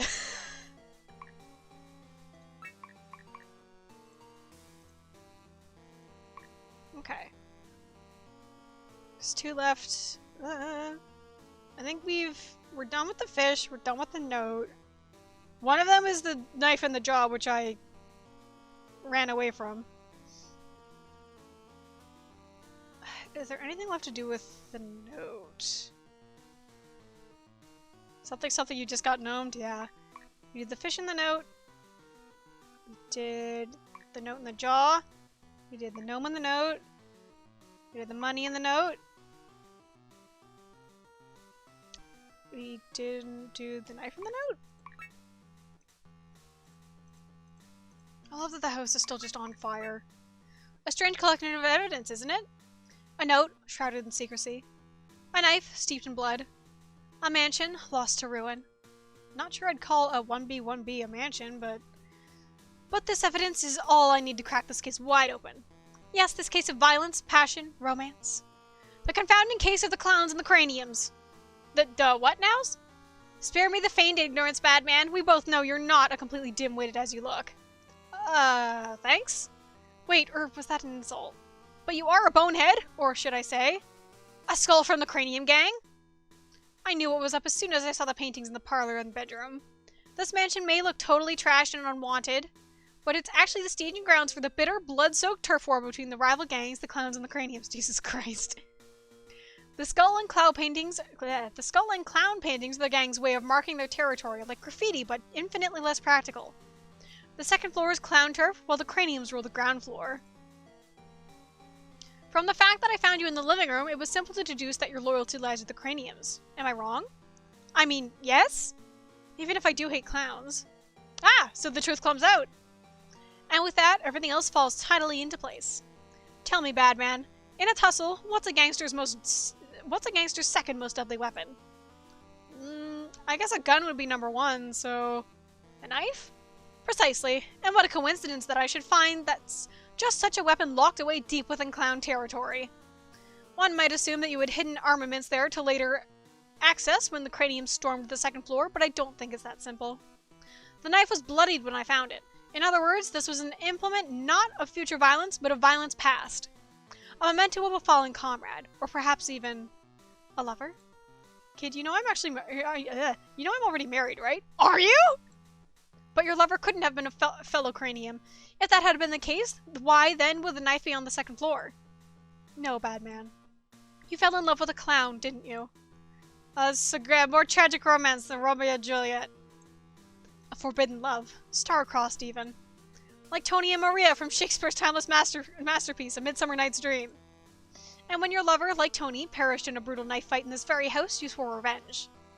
A revenge no less than the total annihilation of all the remaining clown gang. This note, Iron Snail authorization. Here's another question, Batman. What is a snail? A mollusk? Okay, yes, but I was kind of hoping you'd give me a less accurate answer. Excuse me. A slug in a shell? Exactly! And so we come to the truth of the Iron Snail. A slug in a metal shell. Wait, you don't mean... Indeed, this note from the big skull boss was to give you permission to use the gangster's deadliest weapon in its most lethal form. When a gangster comes sauntering down the street at you and slowly lifts their arms, what should you fear most? I'm in love with the idea of one building two warring gangs. It's so inconvenient. Yeah, it's really compelling, actually. A gun? Nah, I'm talking about rhythmic hand percussion. What? I know you're an uncultured ruffian, but have you never even seen A Midsummer Night's Dream? Gangsters are at their most dangerous when they're slowly advancing towards you while snapping, clapping, and performing Broadway choreography. But even more dangerous than such barehanded percussion is the use of the castanets, traditionally a pair of shells bound with string. The slug is the string. Its iron shell, the metal discs used in crackheads, that is, the Moroccan castanets. I shudder to even imagine the carnage if you got your hands on such a weapon. Kid, you just whipped out an actual revolver like 10 seconds ago! At any rate, your revenge plan ends here, Batman. I know the plan you bear must be heavy, and it's all too easy to let that plan harden into hate. But that's not what your lover would have wanted, is it? You can't heal until you learn how to forgive. When the rest of your gang gets here, you tell them that. It's up to you to end this cycle of violence. Take care, Batman. My work here is done. Kid? You realize that there's no actual cranium gang coming to untie me, right? Kid, come back here! Ah! At least leave me the revolver! Alright. That was the knife and the note. Time to actually finish this fucking game, the real crime.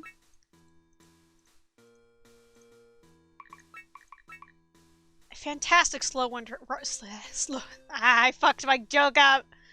Fantastic slow walk tactics here today, guys. Behold, evidence number 1. A human jawbone. You mean that was just lying around this place? But of course, why should it be surprising to find human remains? At the scene of a murder. Murder? Are you serious, kid?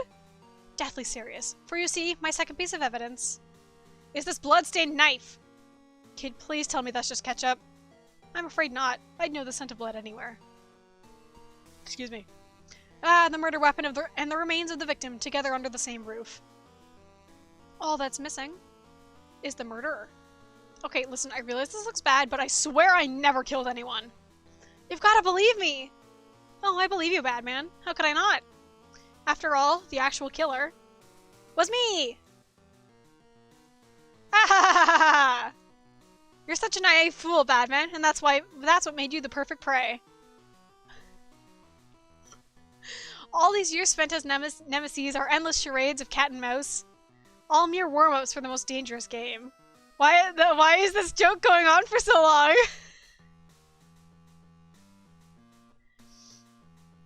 This fucking evil sprite! And when I'm done here, and it's your jaw actually tossed aside like a wishbone from a bucket of KFC, not one soul will notice that you're gone, and not one will suspect a thing. It will be, as they say, the perfect crime. Please, kid, you don't have to do this! Just let me go! I can't tell if this is a joke or not! I won't tell anyone! I don't want to die! That's what they all say, Batman. That's what they all say. Now then. It's time to say goodbye, old friend. What the fuck is going on?! Bang. Okay. I was like actually worried for a second. Wait, did you just say the word bang? Ha! Oh man, I can't believe you fell for it. Oh, the real murderer was me, super spooky. As if. You know, for an intermunicipal criminal genius, you're hecka gullible. You little shit! What's the matter, Batman? Embarrassed? If only you could have seen the look on your face. Fortunately, I can see it whenever I want because I made sure to record the whole thing on my phone. Anyway, I'm gonna go home and upload that to YouTube. If it goes viral, you can have like 10% of the ad money. Later. Kid, get back here! Untime you, miserable little gremlin! Looks like I'm all alone. Whatever, I can get out of this one myself. I've got a knife now. That's something at least. This 4 to 17-year-old is unhinged, yeah! Wait, where's the knife? I could swear I saw it just a second ago. Jesus Christ! Is that the whole game? I totally thought that ending would be like, here's what actually happened in this house.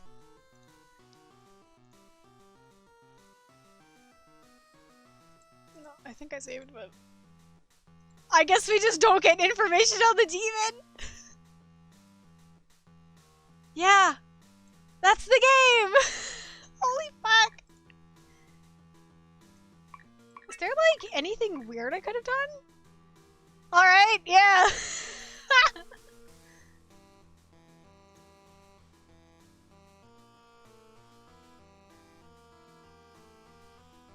Oh, this is a Rempy game.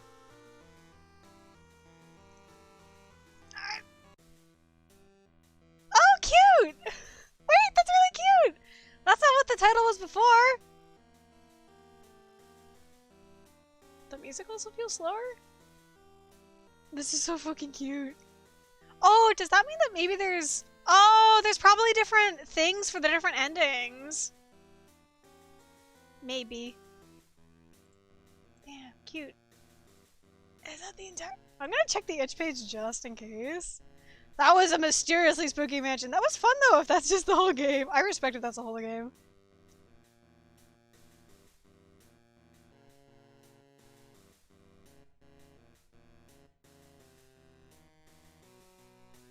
That's probably the entire game, yeah! I don't think there'd be anything hidden.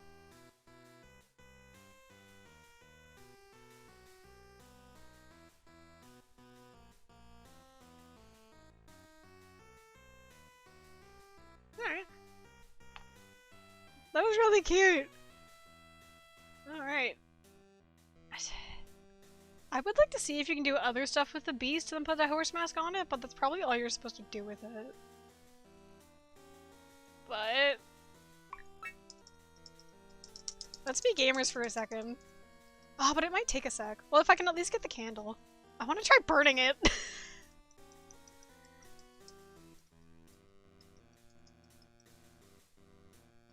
I just immediately was like, oh, let's put the fucking horse mask on it. I wish you could shoot it, yeah. Wait, I forget where, like, anything was.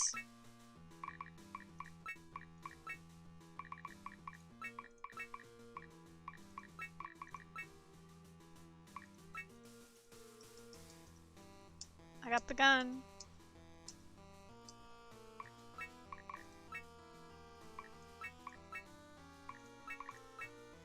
I literally forget where the candle was. Help.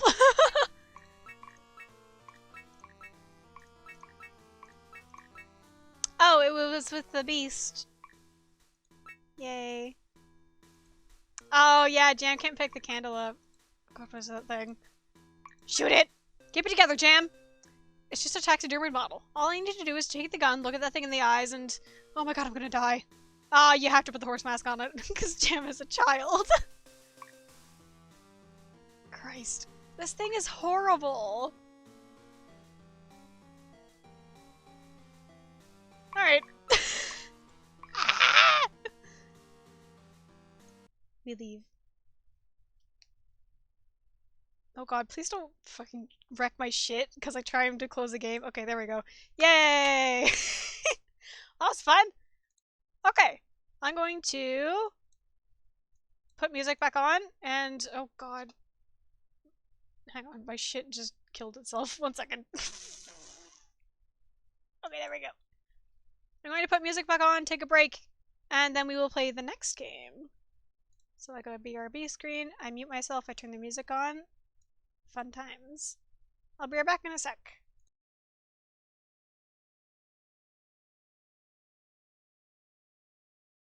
If my music ever wants to fucking load, hang on. Okay, I reload the video. Give me my tunes. But don't play the one that has lyrics in it because I think that's copywritten. Probably. Unfortunately, we can't play Pumpkin Hill because I think it might smack me. Okay.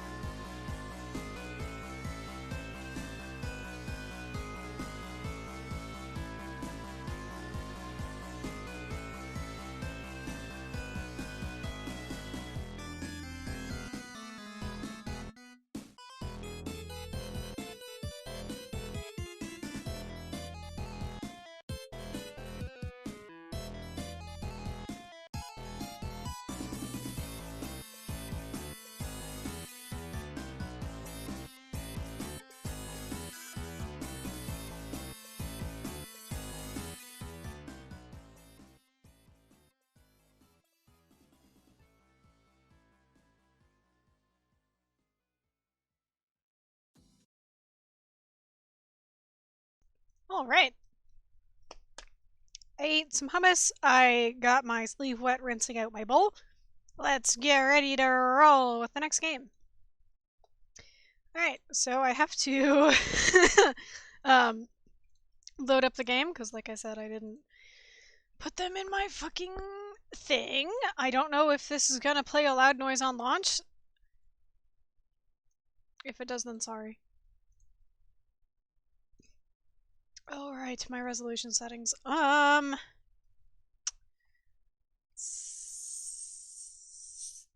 Let's do 1280 by 1024? Oh no, I hate that. Hang on. Wow.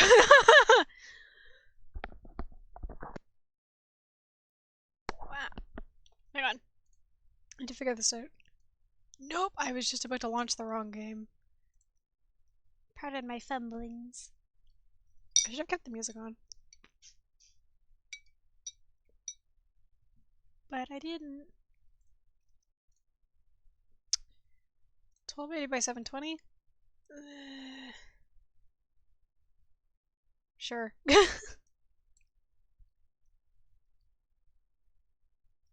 Hang on, let me get you in the thing before you start doing your autoplay stuff.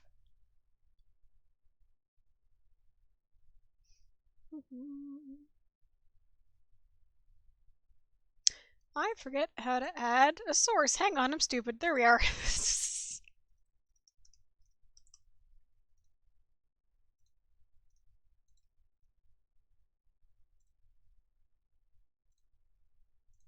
Yay. Oh, hang on. I missed all its autoplay stuff. I didn't realize it would go in the background. Let's launch that boy up again.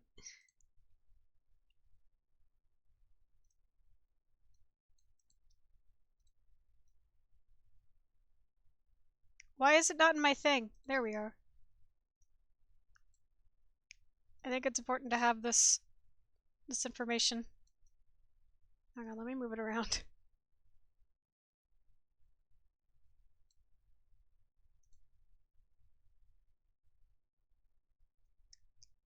Game wrangling, yeah. So this is gonna have flashing in it. I don't think it should be terrible, but we'll find out.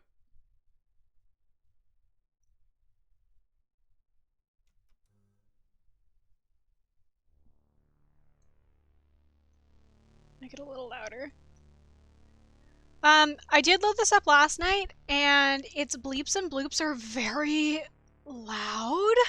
Like hurts my ears loud. So, we can thankfully change that. I'm gonna turn the scan lines off, because as much as I respect their artistic purpose, I think it would start to get a little.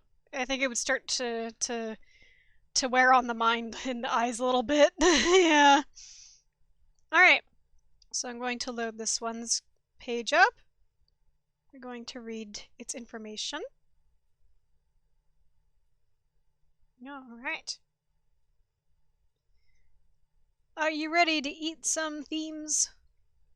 You have been trapped in a time loop with your future self. They have committed a terrible crime in the near future, and the only way you can escape the loop is to convince them of the wrongness of their actions. As you progress in your conversation with your future self, it becomes very apparent that something is amiss. Someone is lying to you. The question is, who and why? If you want to be free, make sure you figure out the truth. Think carefully, think strategically, and good luck. So this is supposed to be about an hour to 2 hours. The only content warning it has provided for itself is the flashing images, so we'll hope that nothing... I mean, obviously there's also a crime happening, but... Alright. It does have a cursor, so that's good.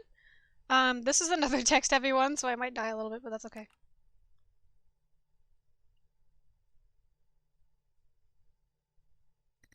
Hey! You! Are you there?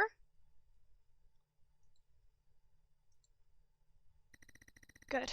Listen carefully. You are directly responsible for the deaths of thousands of people. Hang on, I know I can also just auto-advance the text. You're probably confused because from your perspective these events haven't happened yet. How could you possibly be held responsible for something you haven't done? Well, in 35 years, your future self will commit these acts, and your future self is you. You are both part of a single continuous chronological entity. As such, the responsibility for your future crimes also lies with you. You are probably wondering where you are. I have placed you in a temporary bubble outside of time. You'll be sharing this bubble with your future self, brought here from 35 years in the future.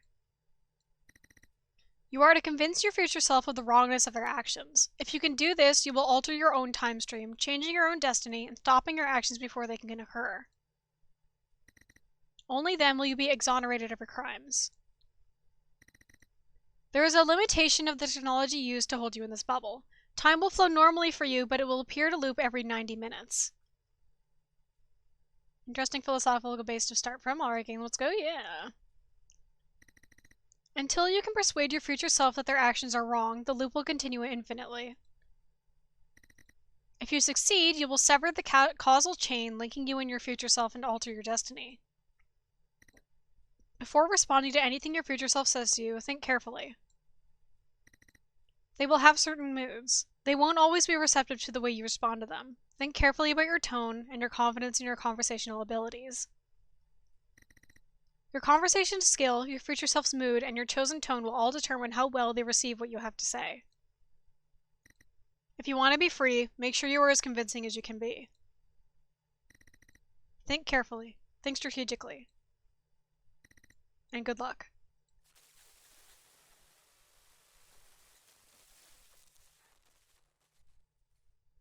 Bro, I have social anxiety, yeah. Hang on. This is already... Hang on. Be quieter. Wow, they were actually telling the truth. This is really happening. Does that? Yeah, that's... I'm gonna make the window a little bit larger. The soundtrack is giving Resident Evil Gaiden. Is that the DS game you played that no one else has?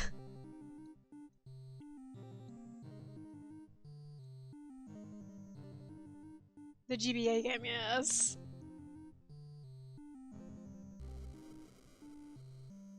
Well, it's kind of a jam though.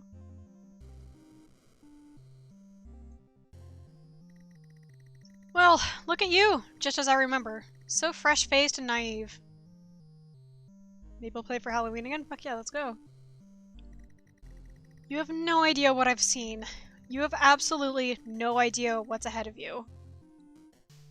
Also, let me know if the volume... I'm gonna turn the game down a tiny bit.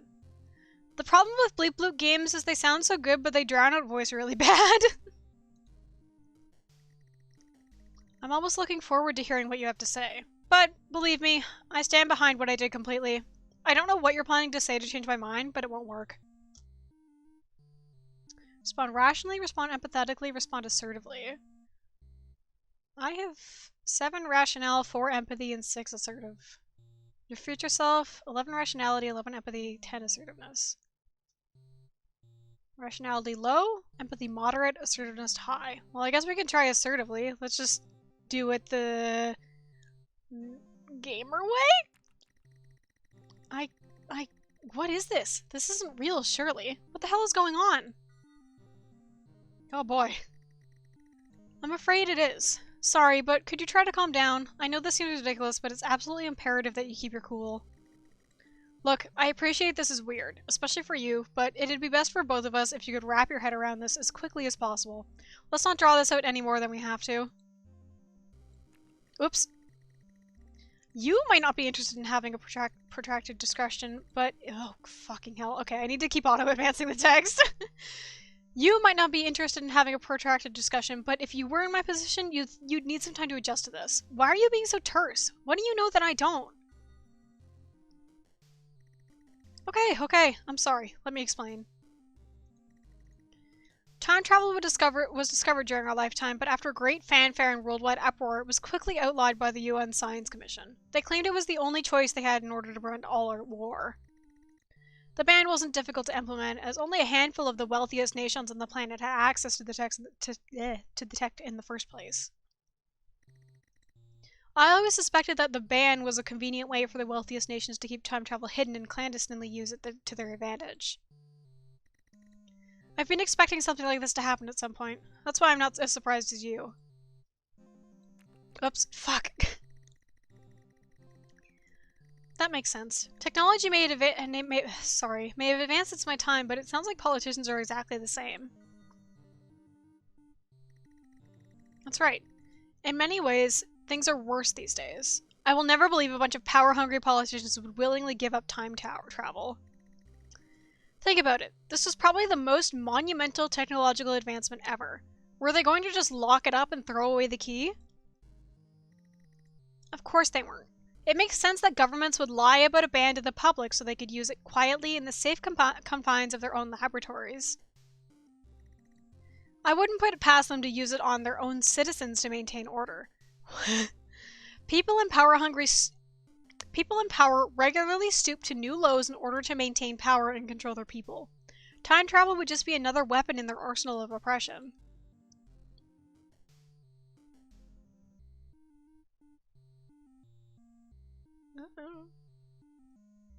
I think my stats aren't changing at all.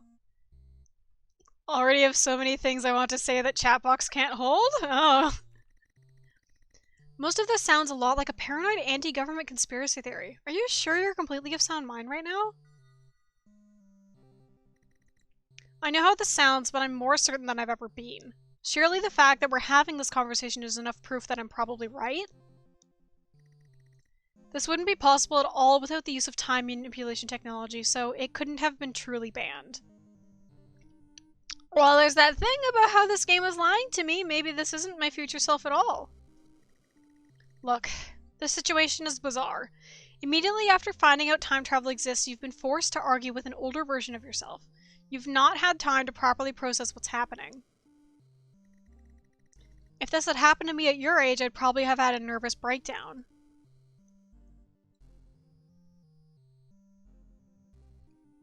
I don't know if there's any, like... Oh, there's a timer.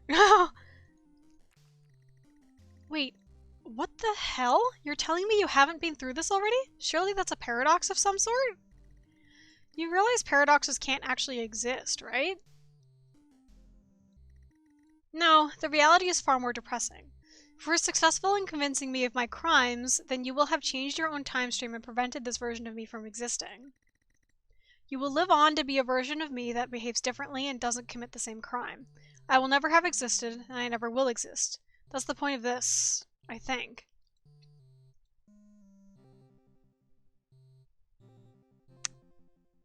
Okay. Oh, I'm so sorry. I hadn't thought of it that way. So this is kind of a death sentence for you? You can stop treating me with kid gloves. I know full well what could happen. Yeah, I'll die. Well, technically I'll simply cease to exist.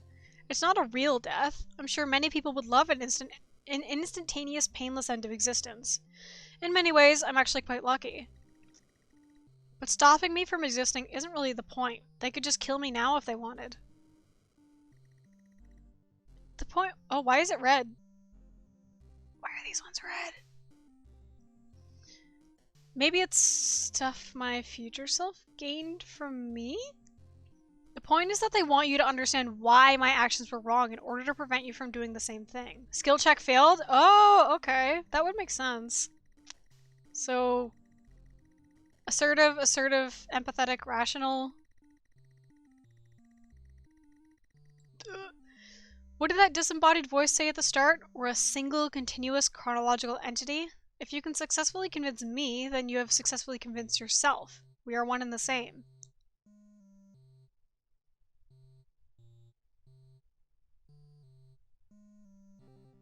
Hang on, I'm taking up my sketchbook again.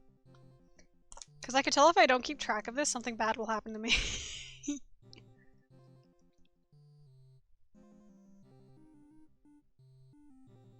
Let's put the skill check theory into practice. So there's assertive. Oh, doing it that way is not going to make sense. Hang on. Assertive, Empathetic. Rational. Is... let's assume this is skill check stuff. Well, if you're as dangerous a criminal as they claim, then the world is probably better off without you. Skill check fail. Did you ever even... Did you ever think to just ask what crime I committed? You've spent all this time questioning me about everything else, but you've not bothered to ask me what I actually did.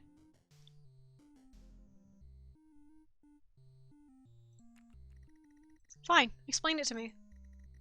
Unbelievable. You don't mention it, and now all of a sudden you're bluntly demanding to hear the story. Oh, forget it. I might as well explain. A few years ago, for me that is, I was the overseer of a climate refugee camp, one of the many UN set up across the world for people displaced by climate change. Alright, let's go! From what I remember, it hasn't reached a breaking point in your time. In my time, however, millions of people from poorer countries have been displaced by colossal flooding and destroyed ecosystems, and these camps have become their temporary home. As you might expect, there's constant bickering by the world's wealthiest countries over who will take refugees in the long term. All the while, the camps have been expanding exponentially, and no one's sure how the UN is going to keep paying for them. My camp had about 40,000... Is that 40,000? I think it is. People in it. It was like a small city. Conditions were absolutely terrible. There were times where I felt that they'd have been better off dying than fleeing to this place. There was rampant crime, poverty, corruption, and... Hello? Hello? Can you hear us? Wait, what? Who is this? You can hear us! Okay, look, we don't have much time. We've temporarily interrupted the loop. Hopefully they can't detect it. If we get cut off, we'll try and interrupt the loop again, but it might have to wait until the next loop for reasons that are too complicated to explain right now. Everything they told you at the start is a lie. No, not a lie, but not the whole truth. They didn't tell you who they represented, did they? You were just told that you needed to... Have you gone? Hello? Rebel interference detected. Mandatory loop reset in 3, 2, 1. Okay! Let's go, video game! Also, how's the volume? Is it okay?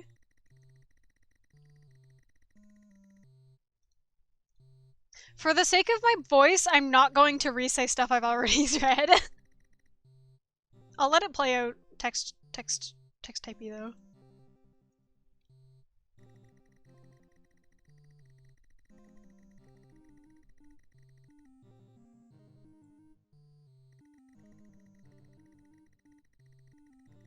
Volume is quite low, but it's okay for the hard chips to be pretty quiet. I'll turn it up a little bit. Just a little bit.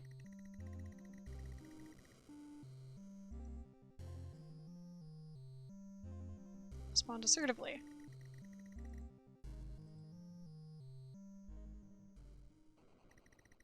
Wait, I remember this. We've had this conversation before. I pressure them, even though they don't want to talk about it. Why? I'm just wasting time. No, this time will be different. Oh, okay, I failed that? Whoa, calm down. Getting agitated won't help our cause. Okay, so we can't just repeat shit. Look, I appreciate this is weird, especially for you. Read that already. Respect your wishes, let's move on. Oh, okay. I'm actually kind of surprised. I thought you'd be freaking out. In fact, why aren't you freaking out? If this had happened to me at your age, I'd have had a nervous breakdown. This doesn't make sense. What are you hiding from me?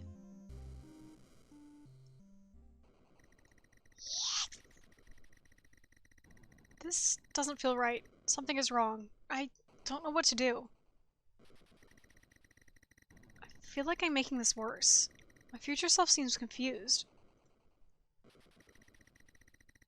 I won't convince them by confusing them. I need to get back on track.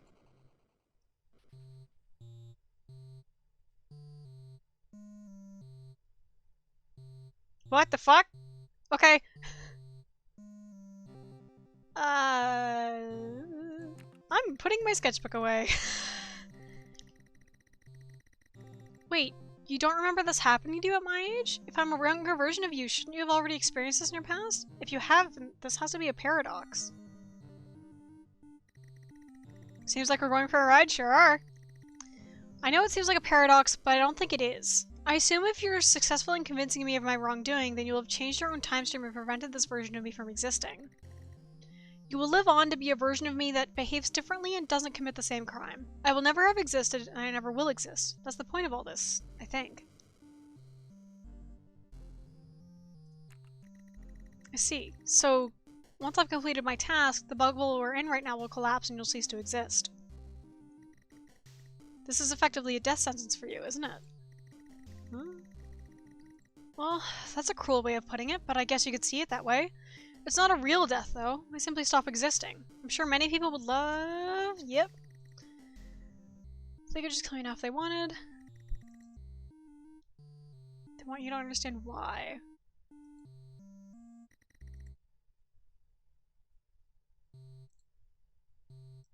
Oh shit. Ah! It all still sounds a bit strange to me, but I understand. They think you're a dangerous criminal and have a way to prevent your crime ever happening. It's arguably better than locking someone away or sentencing someone to death. Okay, word. It makes sense when you put it that way, but it's not easy for me to take. I'm the person being accused of being a dangerous criminal, remember? You know, you've not actually asked me about the details of my alleged crimes yet. We've talked about everything except the very reason you're here. Oh fuck, here we go again. Another memory. I remember this. I remember them talking about being overseer of a climate camp, and the squalid conditions, but then... something interrupts. Something I don't understand. They want me to understand, though. They want to tell me something important. Who are they? I need to tell my future self about this. I need them to understand. I remember your story.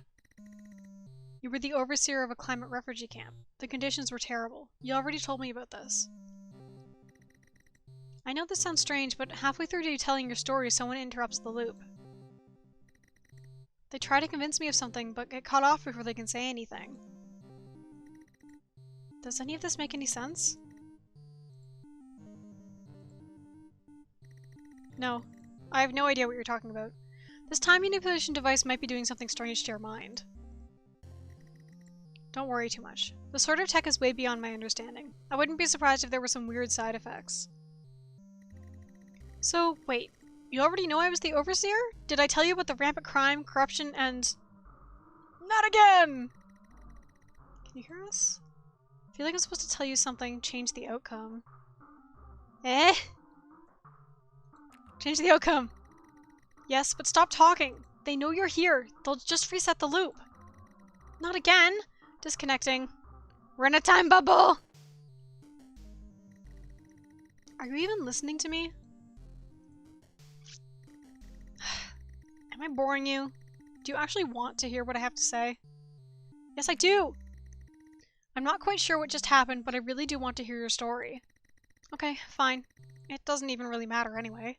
It's not like I can escape from this loop. We're stuck here with each other. Now, where was I? Ah, yes. The sickness.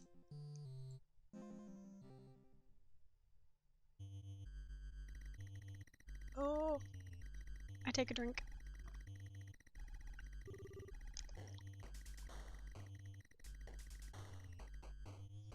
There was a colossal sickness rampaging through the camp. I'd seen outbreaks in other refugee camps, but I'd never seen anything like this before.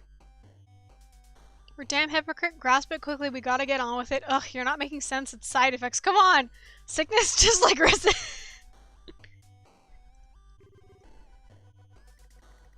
This level of sickness was just so far out of my realm of experience. Thousands had died, and thousands more were at death's door. It was just... these tunes. Let's go, music. Oh, wow. It must have been very hard to witness. Do you know what was causing it? You've no idea how bad it was. You come from a time of peace and stability. There's no way you can understand the suffering of that camp. The fact I had no idea what was causing it made it more unbearable. I may have been overseer, but the jerks above me just didn't trust me enough to tell me what they were actually doing in the camp.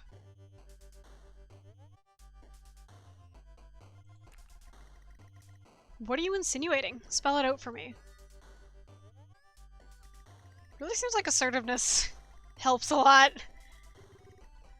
I was about to report the sickness to senior management, but I began to notice officials behaving strangely across the camp. Hushed conversations, late-night gatherings, off-the-book meetings, and so on. When I asked one of my contacts about what was going on, he accused me of being irrational and paranoid. For a while I believed him, but eventually it all seemed too strange to let it go. I snooped around the senior management offices when I knew they wouldn't be there. I didn't find anything incriminating, but I found a room in the management sector that I couldn't access. As overseer, I should have been able to enter every door in the camp. Something was very off here. I convinced another contact to give me the key code for the room. She warned me that there was no going back after this, but I didn't care. I had to know what they were hiding.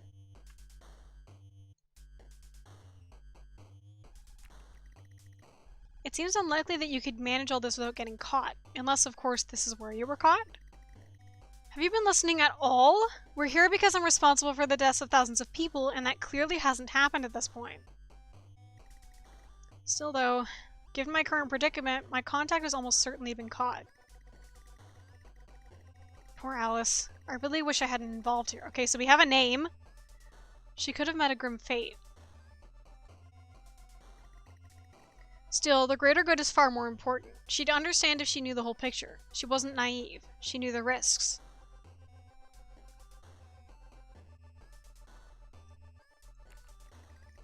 If she understood the risks and still helped you, then I agree. She's her own person. It's not her fault. It's not your fault.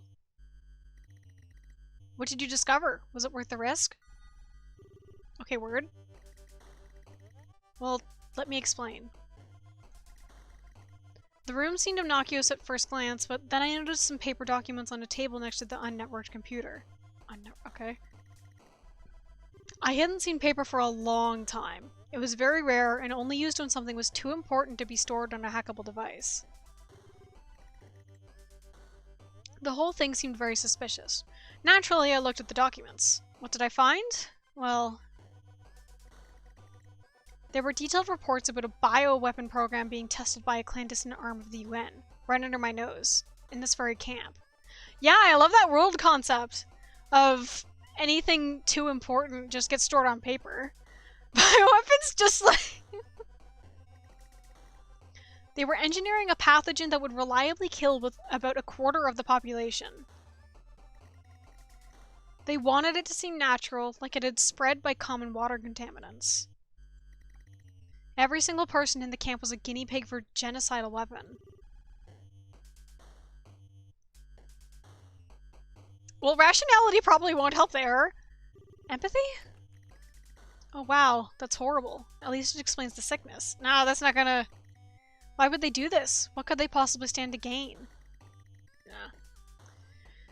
Yeah, it explained it, but that didn't make me feel any better. Seeing all those sick and dying people was hard enough, but finding out my own organization... My empathy is shit! Look at that! But finding out my own organization had engineered it was so much worse. I had to confront them, so I took the documents to my other UN source and demanded he tell me what the hell was going on. I demanded an explanation. I wasn't going to leave without an answer. I'm filing my nails. Oh wow.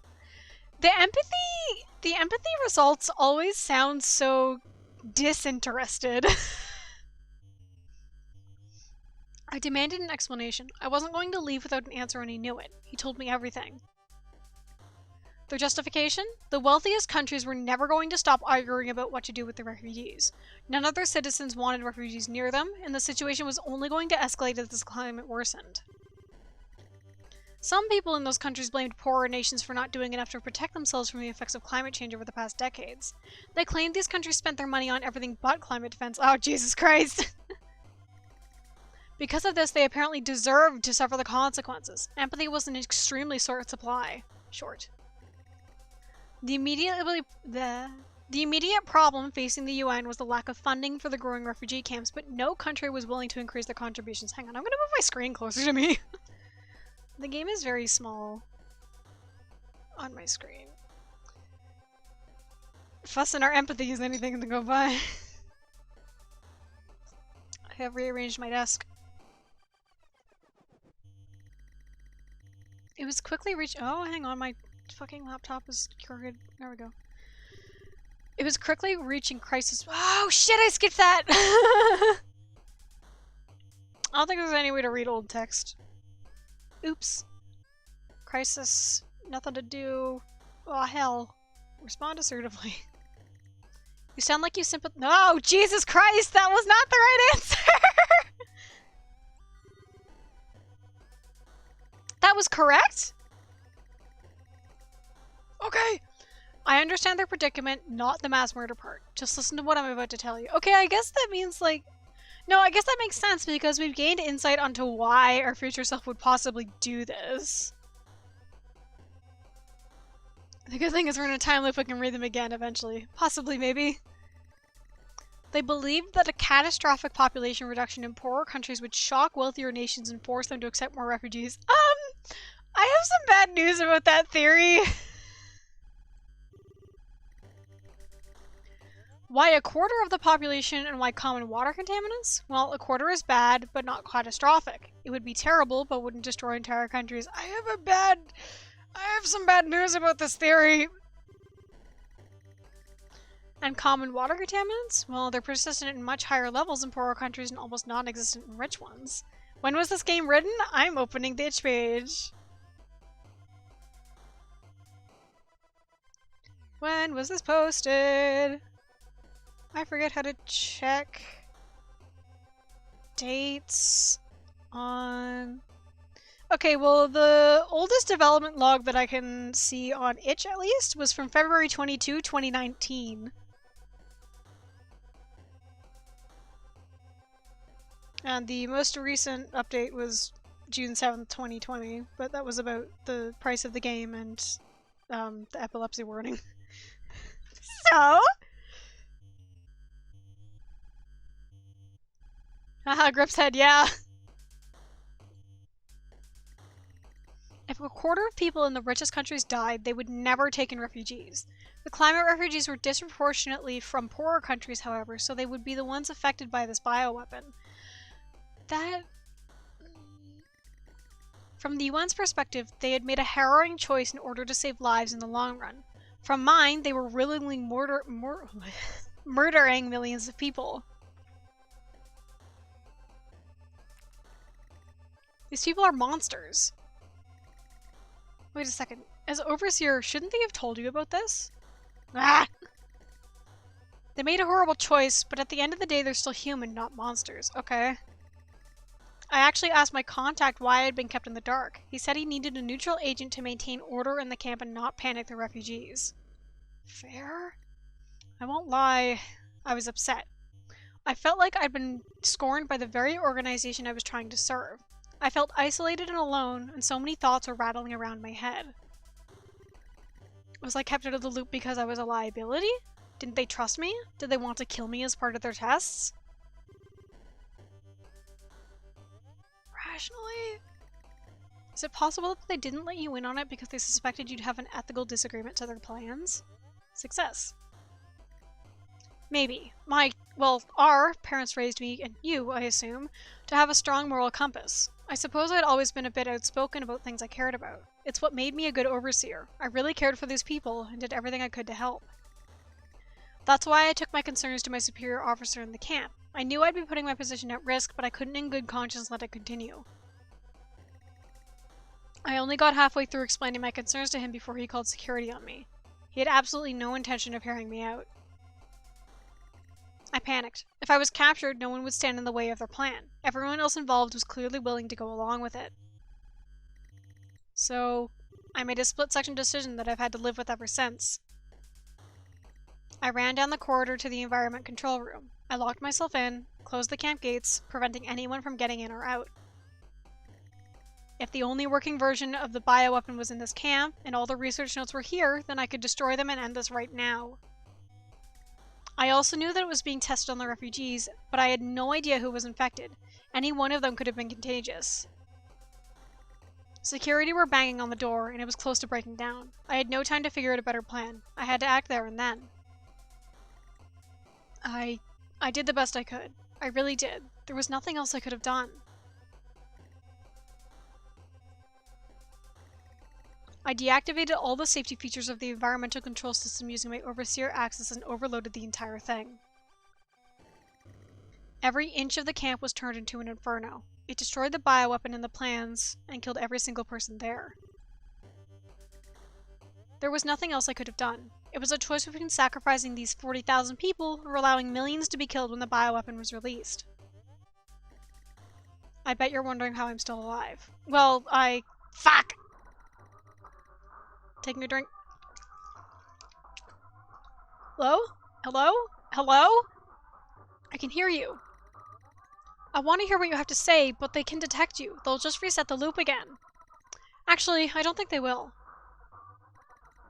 We've made some improvements, and hopefully we can get around their intrusion screening. We were cut off last time partway through explaining who the people in charge of the loop actually are. They lied to you. They have no interest in absolving you of a crime. That's never been their goal. They're not a government or an NGO trying to save their people. They're actually a... Fuck, dude. Hello? Anyone? Rebel interference detected. Mandatory loop reset. Let's go! My empathy is still shit.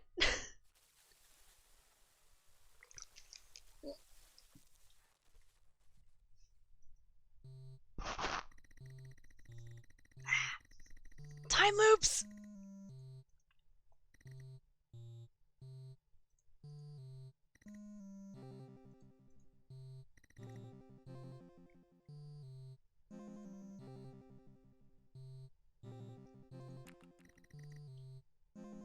Oh, that's just the same thing.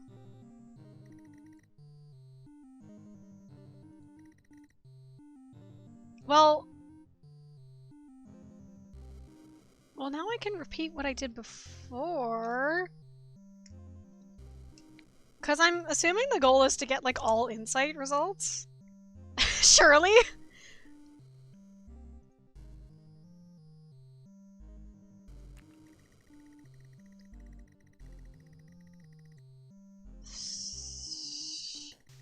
Oh, nope. Okay, never mind.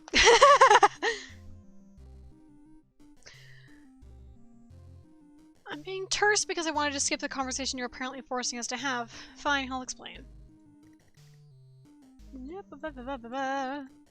Okay, of course it wouldn't be that simple because this is like a social management simulator?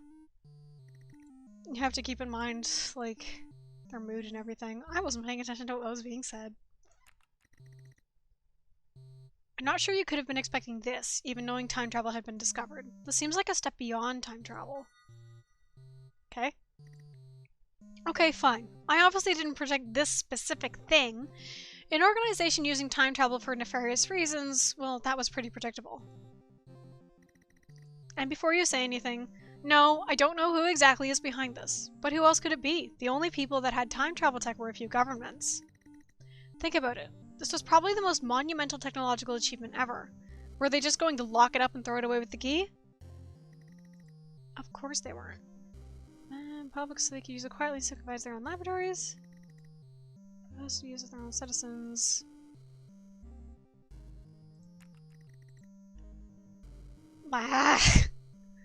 Most of this sounds a lot like a paranoid anti-government conspiracy theory. Are you sure you're completely of sound mind right now? Oh fuck. No, wait. They're not being paranoid, are they? Something is seriously wrong with what I was told. Someone is using me. Someone is... You're on the right track. Keep questioning. Keep doubting. Wait. Do I trust that voice? I feel like I should remember them, but I can't. They sound so familiar, yet so distant. Who is lying to me? Who do I trust? Hello, Rowan! I'm playing time loop game. Hello? Hello? What's going on? You're not being paranoid. We're being used. Something is very wrong with everything we've been told. I don't actually. I should get a link to the video game I'm playing so people can get context as to what the fuck is happening. 1 second here. Sure, my volume is nothing. Boop. You're playing your future self. Something is very wrong with everything we've been told. I don't know what it is, but we need to keep questioning. Keep doubting. Are you okay? You don't sound right. What happened to you? You sound extremely paranoid. I don't know. I can't remember. It seemed to make some sense at the time. Now it's just a blur. Look, it's fine. I don't feel so great myself. Also, this must be worse for you. You've not really had any time to properly process what's happening to you. Ooh, hi, Air! Hello! What I'm doing is I'm not reading stuff I've already read, so good luck.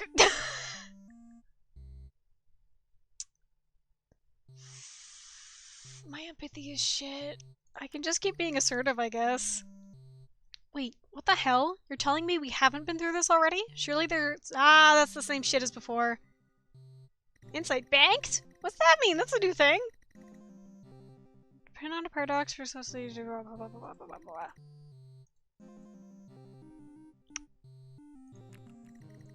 See, so once I've completed... Oh wait, I already did that one and it was like negative. Ah, not again! Or perhaps it's a death sentence for me? Who's to say I get out of this alive? Question. Doubt. Question. Doubt. Try empathy just to squeak out stat raises? That's a good point, gamer!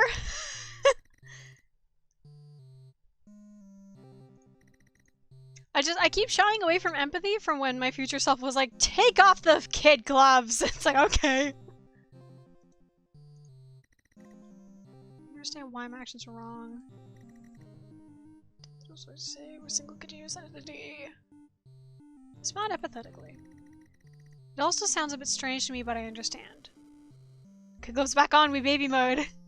They think you're a dangerous criminal and have a way to prevent your crime ever happening. We read this already. Oh shit, it worked that time. It makes sense when you put it that way, but it's not easy for me to take. I'm the person being accused of being a dangerous criminal, remember? Read that already.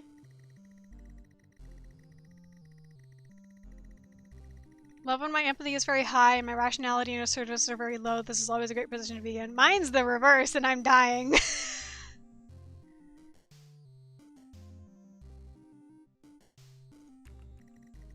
I suppose that will shed some light on the situation. Go ahead, tell me what happened. What did you do? Ouch, fuck! It's a little bit late to be polite about it. It doesn't matter, I might as well explain. Few years... I'll reread this because new people are here. I was the overseer of a climate refugee camp, one of the many UN set up across the world for people displaced by climate change. Also, this game was, I think, written in 2019. Or at least uploaded in 2019. From what I remember, it hasn't reached breaking point in your time. In my time, however, millions of people from poorer countries have been displaced by colossal flooding and destroyed ecosystems, and these camps have become their temporary home. As you might expect, there's constant bickering by the world's wealthiest countries over who will take the refugees in the long term. All the while, the camps have been expanding exponentially, and no one's sure how the UN is going to keep paying for them. My camp had about 40,000 people in it. It was like a small city. Conditions were actually terrible. Absolutely. There were times when I felt like they'd have been better off dying than fleeing to this place. There was rampant crime, poverty, corruption, and... Fuck! So this also repeats. Did you tell me to question and doubt? Change the outcome. I did that before. Who are you? What's going on? It'd be too difficult to explain who we are right now. Just listen. Everything you were told at the start, we read this already. We know this. Don't believe anything. Yo. Don't believe anything they tell you. Can get around some of the amnesiac effects of the loop, and that worries them. Okay. You need to stick this out. Keep playing their game for now, but don't believe anything they say. We will help you when the time is right. We are always...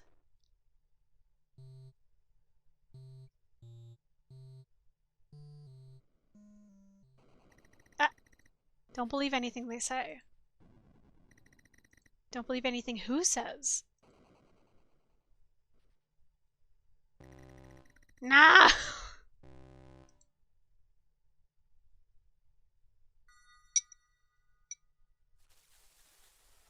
Oh, that's new.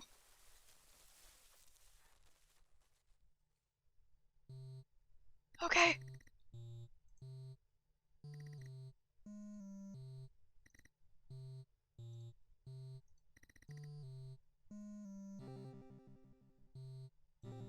Maybe we should just start a fist fight with ourselves and that'll fix it. Yeah.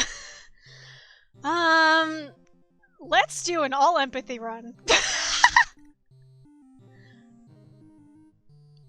This is very odd for me too, believe me. Sorry, but are you sure this is real? Have we been duped?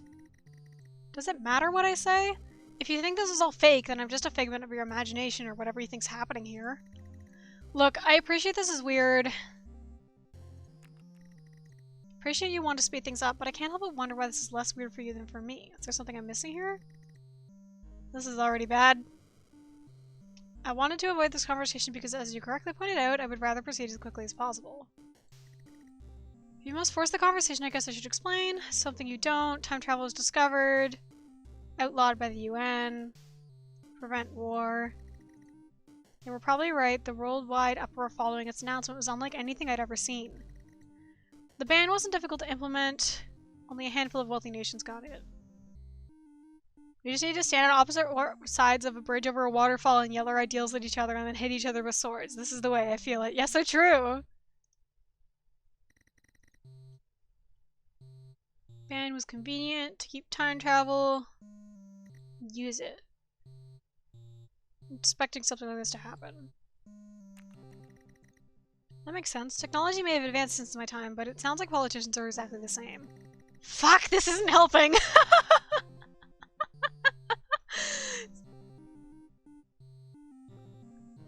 I knew very little about the world at your age. You don't truly understand the machinations of politics. Anyway, I just won't believe that a bunch of power-hungry politicians would give up time travel. Think about it. Monumental technology. We're just gonna throw it away? Of course they weren't. They're gonna use it. Yeah, no worries. Everyone is welcome to come and go from my stream as they like.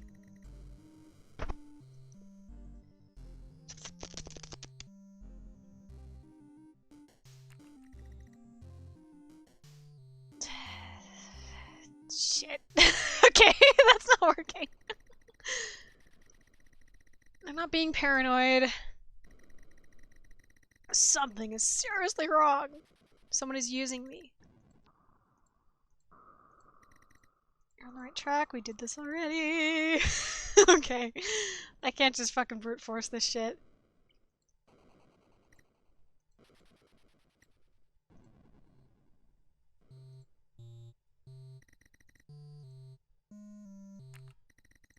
Something is wrong. I don't know what it is, but we need to keep questioning. You don't sound right. What happened? You sound paranoid. I don't know. I can't remember. It's just a blur. It must be worse for you. Really time hard to win.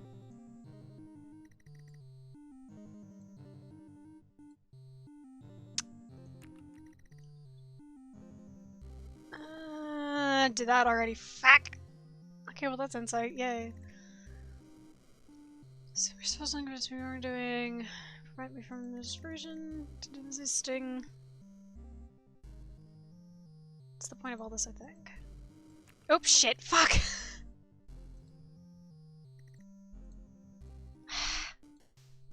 I need to keep my mouse away from this middle area.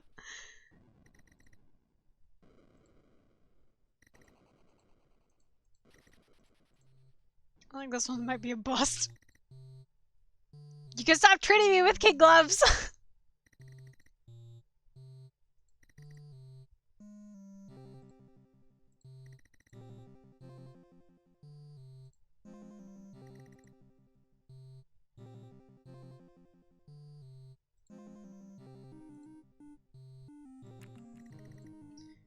See how that makes sense? Is it meant a way of ridding the world of a dangerous criminal without having to present or execute anyone? Shit.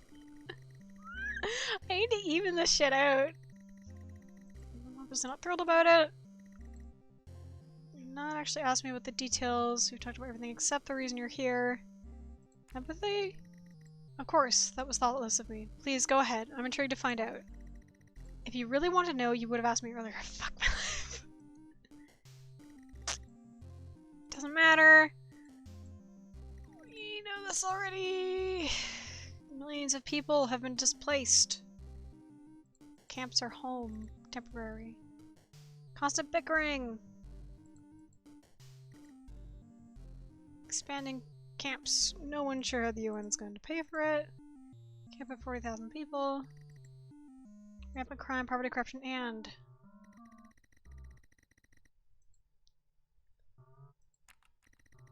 Yes, but stop talking. They know you're here. They'll just reset the loop. Okay, okay. Disconnecting. Spy versus spy with your future self, yeah. Are you even listening to me? Am I boring you? I do want to hear. I'm not sure what happened, but I want to hear your story. It's not like I escaped from this loop. We're stuck here with each other. Where was I? Ah, yes. The sickness.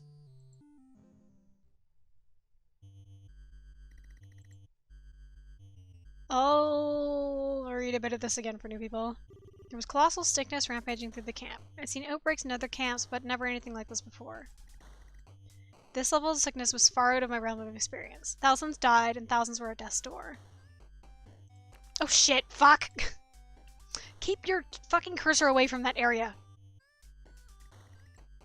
You have no idea how bad it was. Come from a time of peace and stability. Receptiveness absolutely tanked for empathy, they hate our ass. Yeah.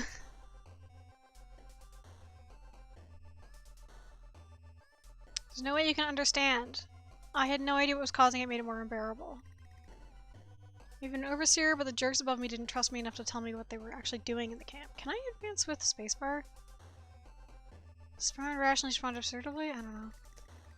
What are you insinuating? Spell it. Fuck! Oh shit, that worked. I was about to report the sickness to management when I began to notice officials behaving strangely across the camp. Hushed conversations, late gatherings, off-book meetings, so on. When I asked a contact about what was going on, he accused me of being paranoid. For a while I believed him, but eventually it seemed too strange. I'm summarizing also.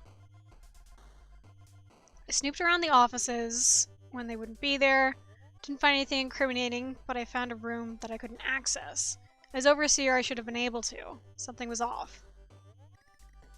I convinced another contact to give me the key code. She warned me there was no going back, but I didn't care. I had to— oh, fuck. I had to know. I know what they were hiding. I know the whole terrible story. The bioweapon, the confrontation, the desperate destruction of the camp. For everyone else, the UN was making a bioweapon to kill a quarter of the population to maybe convince wealthier countries to take in refugees, which I got some bad news about that theory, but alright. My god, how do I know this? What's going on? You don't have to go any further, I remember it all. You found plans for a bioweapon. All the people in your camp were guinea pigs. In a fit of desperation, you attempted to destroy the camp, hoping to destroy the bioweapon in the process. I don't understand how I know all this. It feels more like a dream than a memory. Something about this feels extremely wrong.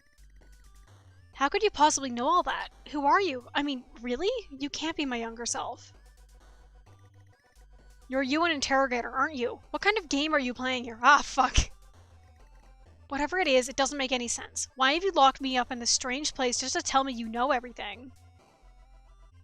As we all know, mutually assured destruction escalation is historically a great choice. Yeah. This is ridiculous. Stop this nonsense. Just let Oh.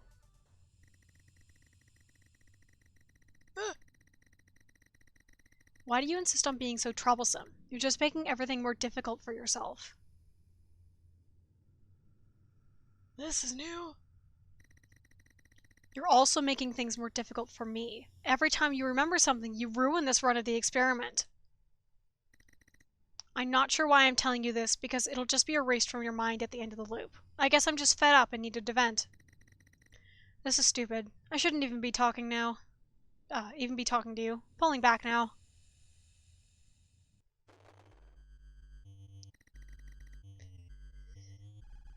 Oh!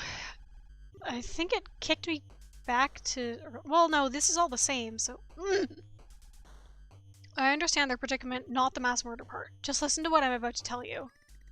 They believe that a catastrophic population reduction in poorer countries would shock wealthier nations and force them to accept more refugees. Why a quarter of the population? Well, a quarter is bad, but not catastrophic. It'd be terrible, but wouldn't destroy countries. Not true! Common water contaminants? They are present in higher levels in poorer countries and almost non-existent in rich ones. If a quarter of people in the richest countries died, they would never take in refugees. They were disproportionately from poorer countries, so they should be the ones affected by this bioweapon. This is fucking shit. From the UN's perspective, they had a harrowing choice in order to save lives in the long run. For mine, they were willingly murdering millions of people.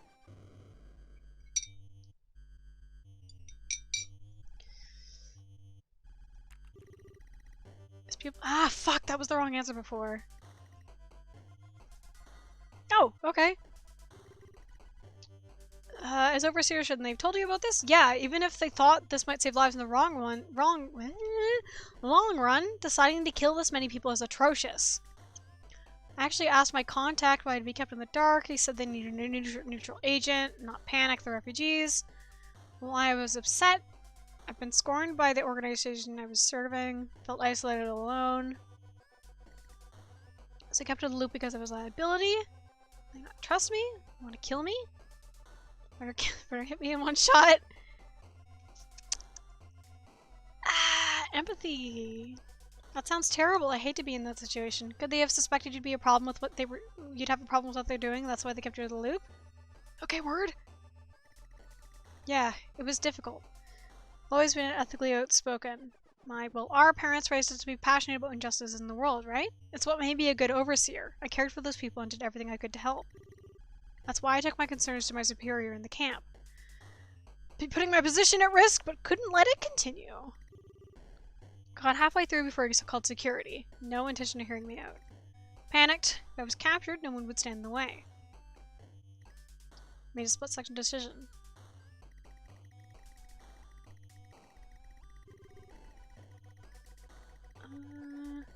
I will say, I think that would be more effective if there wasn't that this is stupid, I shouldn't be doing this. It kind of erodes in the sense that it was an impulsive interruption that came from genuine frustration.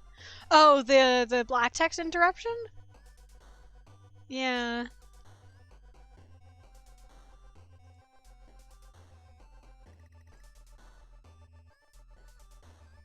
Destroy this shit.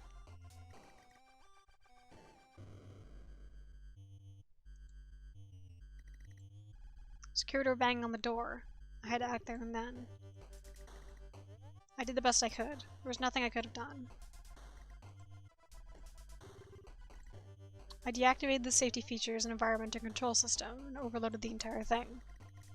Every inch of the camp was turned into an inferno. I destroyed the bioweapon and the plans and killed every single person there. There was nothing else I could have done. It was a choice between sacrificing 40,000 people or allowing millions to be killed when the bioweapon was released. I bet you're wondering how I'm still alive. Well, Blah! Fuck off! Whatever you're doing hasn't worked so far. They've detected it every single time. Your intrusion detection avoidance text isn't working at all. You need to do something radically different or they'll just reset the loop like always. Ah, right. Okay, we'll try and communicate on a narrow temporal band from now on. Whoever these people are stupid as fuck. It'll be harder to hear us, but it'll be harder for them to detect us. No. Your mission is to convince Absolve yourself of your crimes, but not a government, Orin. After the fall of the UN. Okay. Trapped here for all eternity unless... They got broadband for timelines. Damn it, this isn't working. We... Try something different. Didn't plan for it to work out like this. I honestly thought I'd die too.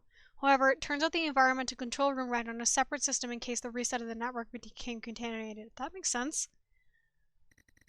I had no idea about this at the time. I wanted to go down with the ship, as it were. Instead, I'm here, reliving that moment over and over in my mind.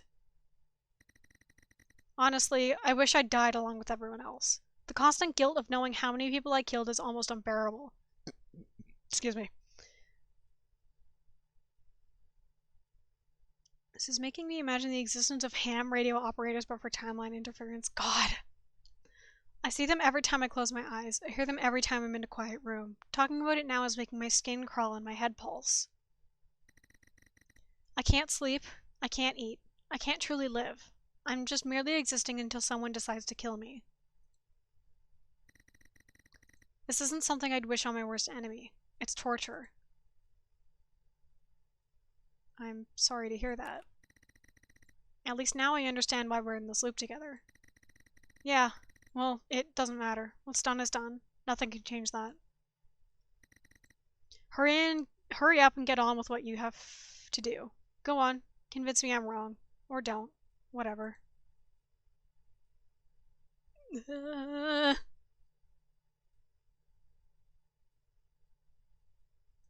Sympathize. I find it hard to condemn you. You were put on the spot, forced to make a difficult decision, and made the best choice you could have given the information you had. It's likely that you saved more lives than you took. I can't convince you that your actions were wrong because I don't believe they were wrong. If I was in your position, I'd have done the same thing. This whole exercise is pointless. Well, that's good to hear, but it puts us in a strange position. I can't imagine the people running this whole thing will let you out so easily. It doesn't matter for me. When this thing ends, I'll most likely cease to exist. Still, I'd obviously like my younger self to escape and live her life. Have you got any ideas about how... Did you really think we'd simply shut this whole project down if you agreed with your future self? You will convince your future self of the wrongness of their actions, even if you end up stuck in this loop indefinitely. It makes no difference to us. We can wait forever. We'll just place you before you made the wrong choice so you can make the right one this time. If you ever want to taste freedom, you'd be wise to do as we say. I hope we don't have to talk about this again. Okay.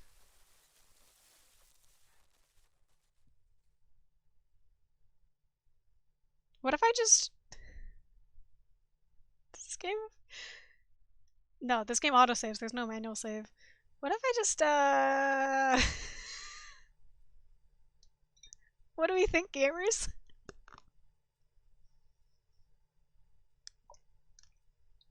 Do we want to fuck with them? Let's fuck with them. Whoa! Okay. You can threaten me all you want, but it won't change how I feel. What? I've not threatened you? What the hell are you talking about?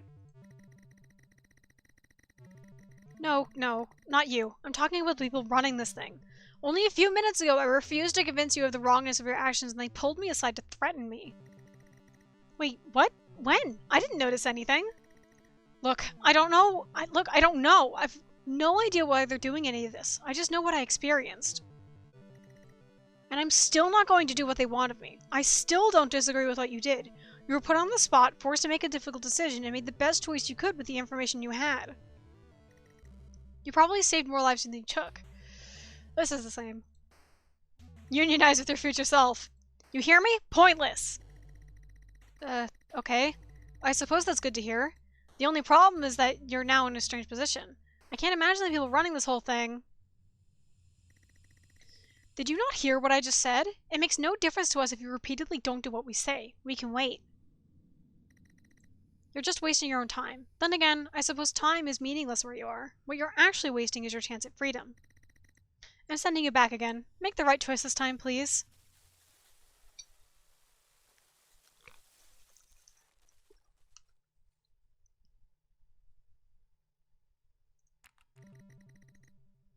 Nope, I'm not doing this. I agree with you. You did nothing wrong. The people running this loop can go fuck themselves. Wow. Okay. That's a bit surprising. What? What exactly do you think you're going to do as a result of your repeated refusal to do what we ask? Do you think that throwing an adolescent hissy fit will endear us enough to close this whole thing down? Do you think we'll just set you free with no consequences? You know, your continued insistence I do what you say is starting to sound a bit like desperation. Why is that, I wonder? You have no idea what I've been through to get to this point. You think you're suffering? I lived through things you probably can't even comprehend. Just to get to this fucking place with the tech still intact after the Eurasian resource war was... That's all fucking... Okay. Ah, shit. I've said too much. No, wait. What happened? Come on, tell...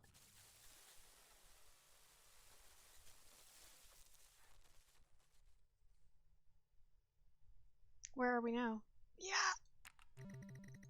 Come on, tell me what happened. It's obvious that I'm not going to try and convince you my future self of anything. Accept it. What the hell are you talking? This fucking... Oh my god, I literally don't have time for this. None of us do. Subject is displaying levels of resistance and memory retention that are incompatible with the continuation of this stage of the experiment. As per agreed experimental protocol, this iteration will be discontinued and new subjects will be located. Wait, what are you? No. Oh god, please, no! Commencing shutdown procedure in 3, 2, 1.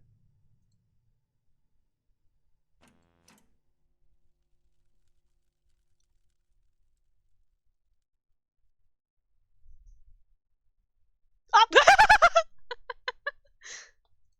Fuck yeah! Let me back in there! Put me in. Let me back in. Yeah, I closed my game. Ooh, why is it not showing up? There we go. I love when games close themselves. It's so epic. Now, where are we now? It's possible that it could have just, like, destroyed my save file, but also maybe it didn't.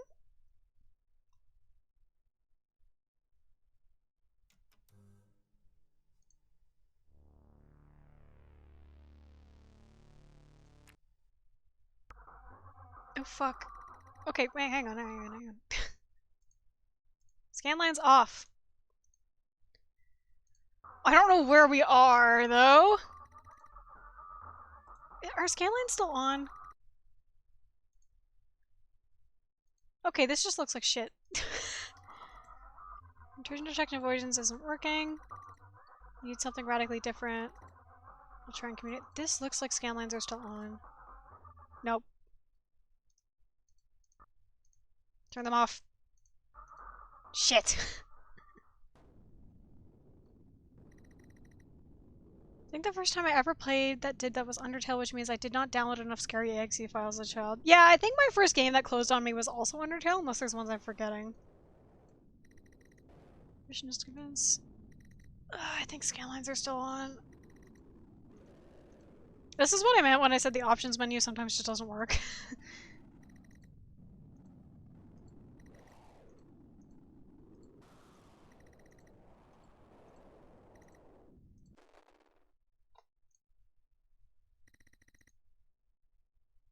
Please.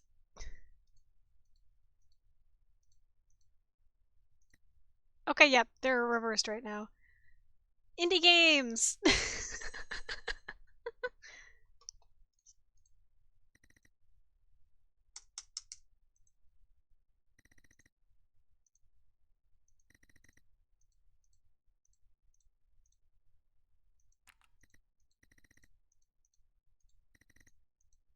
Now. Do we want to see if the game remembers? Or do we want to go the other way?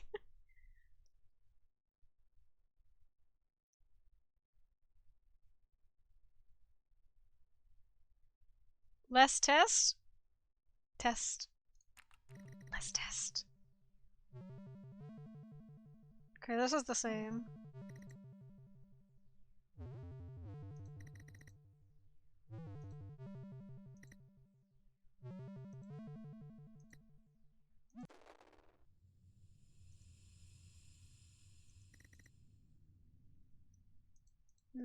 Okay, I don't think it remembers.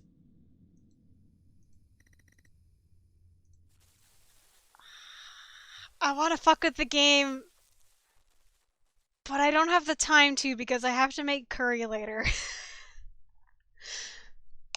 So I guess if you wanted to fuck with the game, you can buy this game for $3 and fuck with it. Let's convince. Oh, fuck, more game. Well, okay then. Tell me, do you still stand behind your actions even after everything you've just said? This music rules. Well, yeah. I mean, it was definitely difficult to talk about, but everything I did can't have been for nothing. I still think I saved far more lives than I ended. Just because I'm upset doesn't mean that I don't stand by my actions. I wasn't perfect, but I did what I had to do in a terrible situation. What specifically do you think I did was wrong?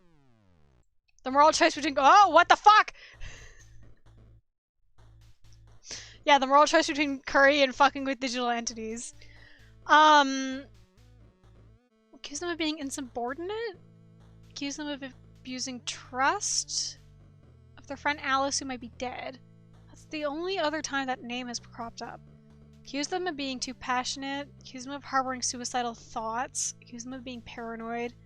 Accuse them of lying about believing they die. Accuse them of ignoring the fact the UN wanted to save lives. Accuse them of not having proof that the bioweapon could be destroyed.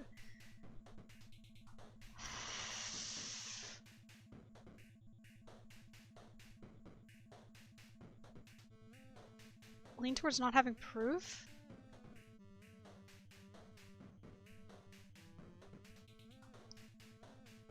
Not having proof that the bioweapon would be destroyed. I mean, that's fair. Hang on. Accuse them of being insubordinate or having any evidence. This just isn't true. I don't think it's— I think this is like— this is just nothing. Because they had evidence that something was going on. Accuse them of abusing trust, who might be dead. This is true, as far as I'm aware. Accuse them of being too passionate and driven by emotion. I mean, that's true, but it's like nothing. Accuse them of harboring suicidal thoughts. I feel like this will just take me a place I don't want to go. Accuse them of being paranoid. I don't know if they are being paranoid. Accuse them of lying about believing they die along with everyone else. I mean, I guess. Accuse them of ignoring the fact that UN wanted to save lives too. They weren't ignoring it at all. Accuse them of not having proof that the bioweapon would be destroyed. I guess they didn't have proof of that, yeah. I wish I could manually save.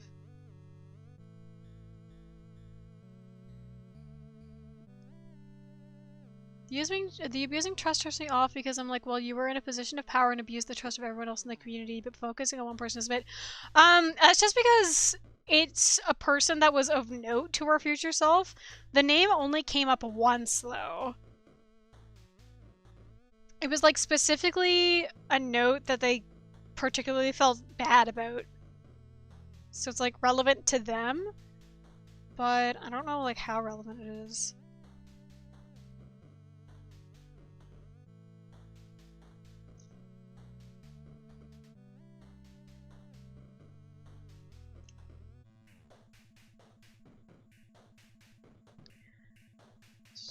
I think guilt tripping with your friend's name hurts more than a number, even if it's 40,000. Yeah. Because I think this, from what I looked at, I think this game is more interested in being emotional than— why is my phone—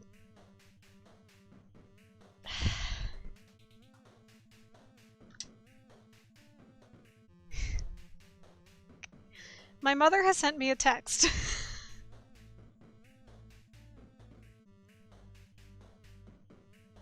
Saying, try saying this out loud. Hang on, I'm gonna make sure this won't make a curse happen.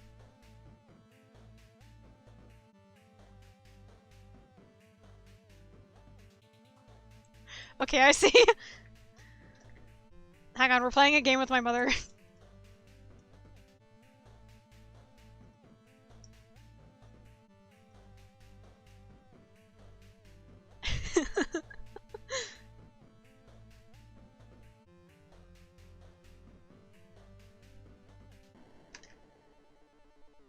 Irish rich much.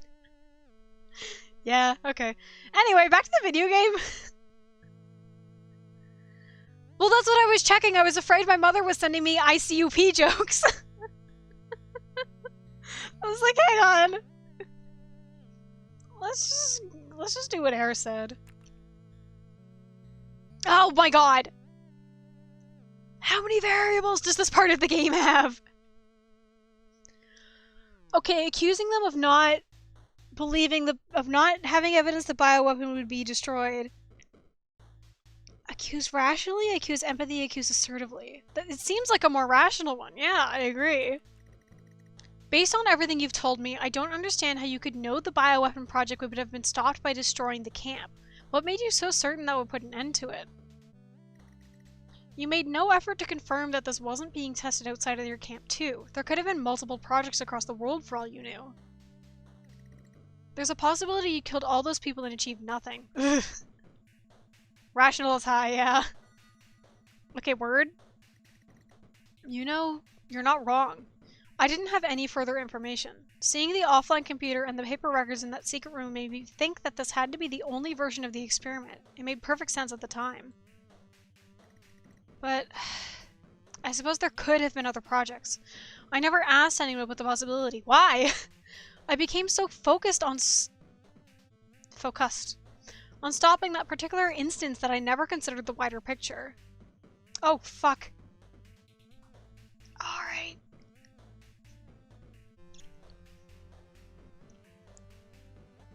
Accused of being insubordinate without having evidence. I mean, this is now true. They did all that shit without, like, evidence of anything else. But I don't know if these are all connected or if they're separate.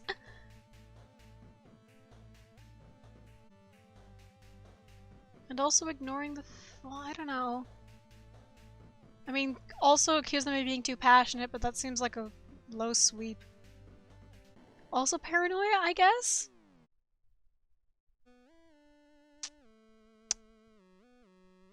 Maybe insubordinate? I want to say that's an assertive accusation? We have 8 total options and 8 bars of checks to make? Yeah. You broke rules and were insubordinate without having any evidence.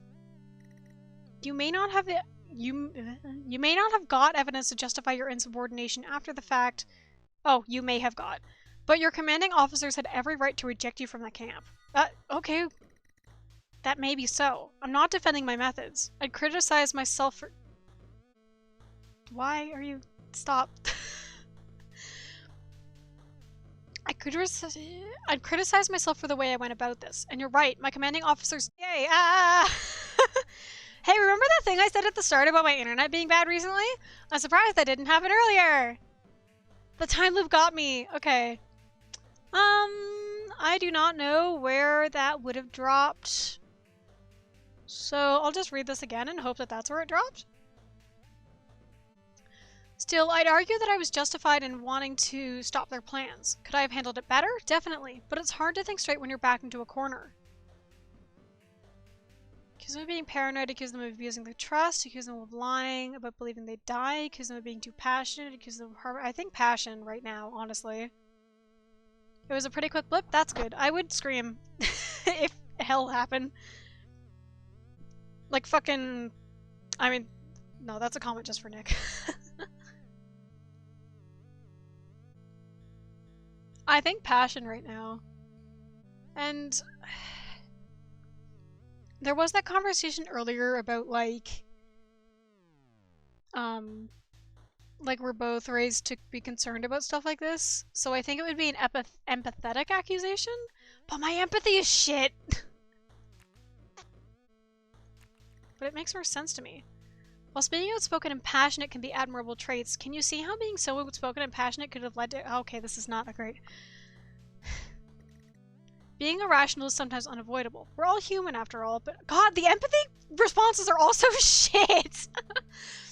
But with such an incredibly important decision to make, I can't help but wonder whether a person with these traits would have been in the right frame of mind to make it. Ah! Empathy shit! I don't know how anyone would have been in the right frame of mind in that situation. I was backed into a corner. The UN forced my hand. Sometimes being irrational isn't avoidable. It's what makes us humans, not robots. Those qualities are what got me so far in my career. Because people liked that in a leader, especially within these camps. I really fought for these people, right? My fucking phone. Right to the end. I feel like this game has a lot of good mechanics and fun ideas, but the writing's kind of hit or miss. It's fine, I think, but the empathy ones are kind of... all of the empathy... It may also be that I'm just using empathy wrong, because I think I've only gotten like one correct empathy decision. So all of the ones I end up getting are just bad because they're wrong. The deaths are on the UN, not me. Oh, that one was a bust. I mean, the UN is relevant to this conversation.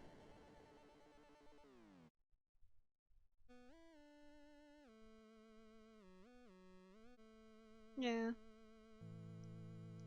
Accuse him of ignoring the fact that UN wanted to save lives too. Rational? I might be bombing this. You argue that in killing everyone in that camp, you also destroy the bioweapon project and therefore save countless lives. But weren't the UN trying to save more lives than they took? They were developing the bioweapon in order to prevent that climate refugee situation from getting any worse. It was a harrowing choice they made in order to save more lives. How is what you did any different?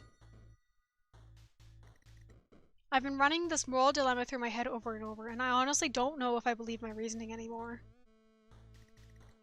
My gut response is that they were coldly, clinically, and methodically planning mass murder, whereas I acted out of impulsive desperation because they backed me into a corner.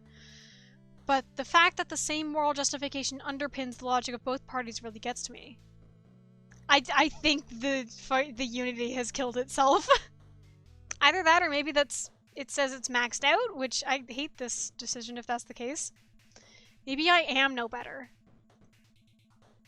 Accuse them of being paranoid, accuse them of abusing the trust of their friend Alice, accuse them of lying. I hate... these are stupid.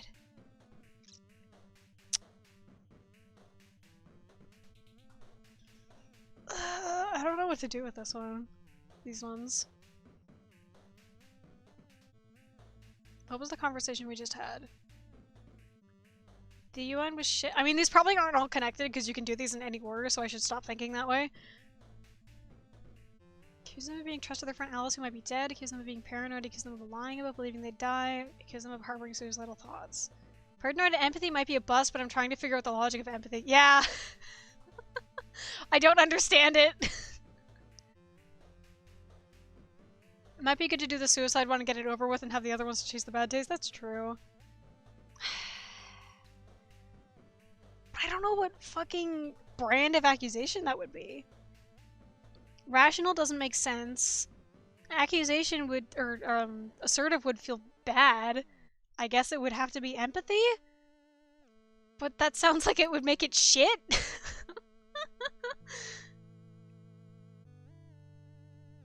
Accuse rationally, accuse assertively, accuse empathetically. Rationality makes no sense. Assertive feels bad, but the word accuse makes it seem like that. Yeah. Because I feel like the result of assertive would be like, you only did this because you wanted to die. And it's like, okay. Rationally would be like, maybe you did this because you wanted to die. And it's like, okay. Try empathy, it could be bad, but it could be good. I feel like the other ones just feel bad. You said that you thought you would also die when you overloaded the environmental controls. You've even said that you wish you had died because you can't bear the memory of your actions. I'm sorry you feel that way. I can understand why you would feel that way after the deaths of so many people, but I'm not sure you're showing me the full picture. I'm wondering if you were struggling with some intense emotional turmoil even before you discovered the bioweapon. God. That would explain why you were so quick to take an action that might have cost you your life. You may have already been feeling suicidal, whether or not you're aware of it. It's such a therapy answer! Ah! Yeah. I don't need your fake sympathy. You're not my therapist. You've no idea what I've been through. I wouldn't have been selected as overseer if I wasn't mentally sound. I was in control. I did what I did because I didn't see any other option at the time. That's it. I think empathy is just kind of overall a bust in this game.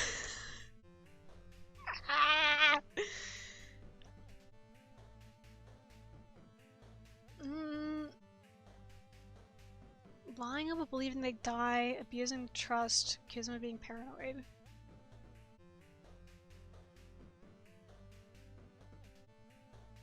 What would this be? A rational accusation of paranoia would be like... I love how only now I'm thinking about responses and not the rest of the fucking game.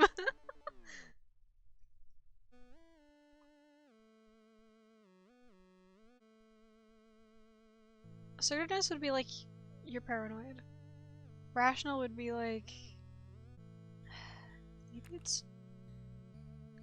This game definitely runs with the glassing problem in the sense that your responses are not laid out for you, so it leads to empathy moments. Yeah, I feel like I keep glassing him. I don't know, let's do rational. You seem slightly paranoid at the start of our conversation. Your justification for what you were saying was that it just felt plausible to you, even with no actual evidence. You understood that parts of what you were saying sounded like a conspiracy theory, even if you weren't adamant in what it is. Also, like, I guess it makes sense that empathy feels so much because this game is about convincing someone rather than sympathizing with them. So, I mean, if that's intentional, that would explain why it fucking sucks. But I could also just be doing it really badly. I'm concerned that your ability to be a rational judge of the situation might have been compromised, possibly by trauma you've been through. Oh my god, this is therapy too!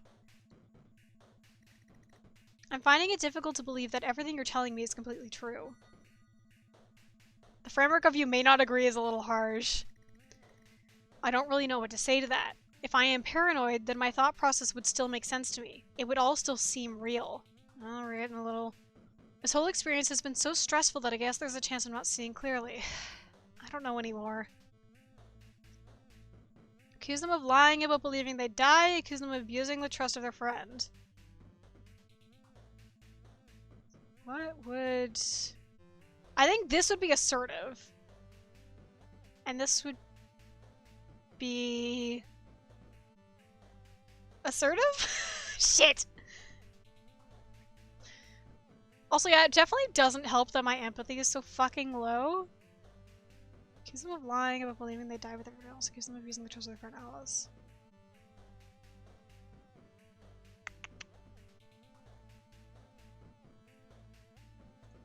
Accuse them of lying. Accuse them of lying, they die. I think this is rational. You said you felt alienated by the UN after finding out about the bioweapon. You were worried that they might want to kill you with the tests. These concerns about your own safety could very well have influenced your decision to kill everyone in the camp. You said you thought you'd die too, but I find that hard to believe. It's more likely that you were attempting to save yourself and get back at the UN. You knew about the camp systems to find the one thing that could destroy the entire camp. Whilst under extreme pressure to boot, I find it hard to believe that you didn't also know you would survive. Nope. It's possible to know a lot about a camp and still not know everything. Yes, I knew enough to know how to destroy the camp, but that doesn't logically mean I must have known I would survive. Empathy keeps making me think of that one Tumblr post about conversation where people are like, I guess I've resented you because X. Yeah. I'm not happy I survived. I wish I'd died too. The fallout, including this, has been torturous. I wish it would end already. Wait. What? Wait, score bracket? Was that an error or what? Accuse him of abusing the trust of their friend Alice who might be dead. Accuse him of abusing the trust of their friend Alice who might be dead. I don't think it's rational. It might be assertive. I'm too scared of empathy. It'd be like, I understand it was hard, but you fucked it. It's like, okay. Let's do assertive. You willingly put Alice in a terrible position on nothing more than a hunch, despite knowing full well what would happen to her. She could have died just so you could get your answers. Okay. Word. I'm under no illusion about what I did and what could have happened to her as a consequence. I feel terrible. It was horrible and thoughtless of me. She was my friend and I let her down. I don't think there's anything to say in my defense. I'm sorry, Alice. I'm so sorry. Deliver the final blow? Jesus Christ! Everything you've told me paints a picture of a paranoid, emotionally unstable hypocrite who acted without thinking and ended up killing thousands. Oh, this. You were hoping to die with them, but couldn't bear the guilt when you survived. You constructed a series of delusions in your mind in which the UN was wholly to blame and you were a misunderstood savior. You discarded friends, you were insubordinate and underhanded. You jumped to a conclusion based on limited data and acted impulsively without considering the severity of your actions. I wonder how much of this changes if you don't fuck it. Most disturbingly, you seem to leap at the chance to kill those refugees without a second thought. I'm most deeply concerned that you may have been subconsciously looking for a reason to kill all those refugees. That's, I want to know where the impulse came from. You're a future version of me, and I need to know. I can't end up like you. I won't. How dare you! I dedicated my life to helping refugees. I did this to save everyone. Oh god. Oh god. I guess I can't hide it any longer. Where are we going? There's something I've been keeping from you. My parents were killed by climate. Oh, shut up!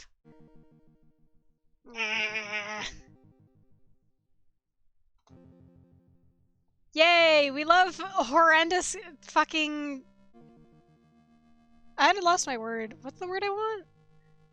Just horrible justifications for murder? In fiction? Yay! There's something I've been keeping from you. My parents were killed by climate refugees. Sorry, our parents, mom and dad, slaughtered in the streets of the very camps that they founded. They just wanted to help them. They couldn't stop climate change. They couldn't force the wealthiest countries to accept refugees. All they could do was try and provide for them as best they could using their influence. We're doing this! The fucking Trolls 2 scene! And those people blamed our parents for imprisoning them. They didn't understand anything about the complex social politics that our parents were struggling through just to get the camp started. Well, they're oh my god, shut up! Maybe this is why empathy is so shit! All their stupid brainless anger just ended up laser focused on mom and dad because they created the camps. They needed someone to blame. Our parents were an easy target. It was brutal mob justice. The attackers were killed on the spot, but doing so only made matters worse. The word spread to other camps, inspiring other misguided idiots to attack innocent officials who were just trying to help. Feeling a little, are we the baddies? Yeah. Yeah, I mean... I don't know. I don't want to think poorly of the game, but this isn't a good sign. Eventually this uprising was quashed, but only through much more extreme security at every single camp. All this did was make things worse. So stupid, such a waste. Anyway, I've had to carry on a parent's legacy. I did everything I could to maintain order and safety at my camp. No one dared attack me. They knew what the consequences would be. I didn't tolerate any insubordination. Okay. But it didn't matter. How well I ran the camps and how well I kept the refugees in line. Every time I looked at their faces, I was reminded what happened. All I felt was resentment and rage. Batman, but evil. I say it like I know anything about Batman. I spent all my energy trying to turn this anger into something productive. I became a defender of the refugee cause. That took the edge off for a while, but I could never truly get rid of the deep resentment I felt. It was like growing inside of me like a cancer. It's only a matter of time until I snapped, so sigh. You know what? I probably was looking for a reason to kill all those people. I never wanted to admit this, but you've managed to get it out of me. Well done. Oh god. I give up. I just want this to end. Just don't turn into me. Don't become all bitter and consumed by resentful rage. You can be better. I know you can. We can be so much better than this. We have so much potential. Please just let this end.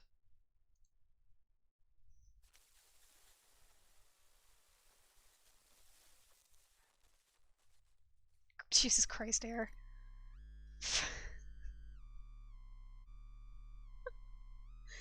Oh, hang on. Congratulations, that was fantastic work. In all my time, I don't think I've seen your future self so thoroughly dejected by this process. I mean, wow, they were well and truly broken by the end. It was a beautiful sight to behold.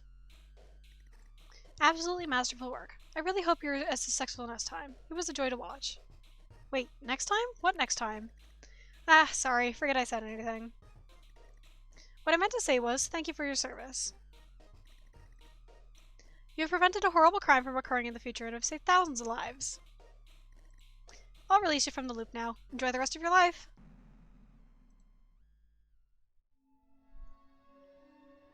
It's not over, they're lying, don't listen to them. Try to remember, help us. Stop.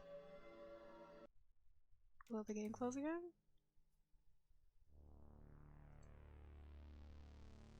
Ah! It's not over, help us. It's not over, help us. Okay,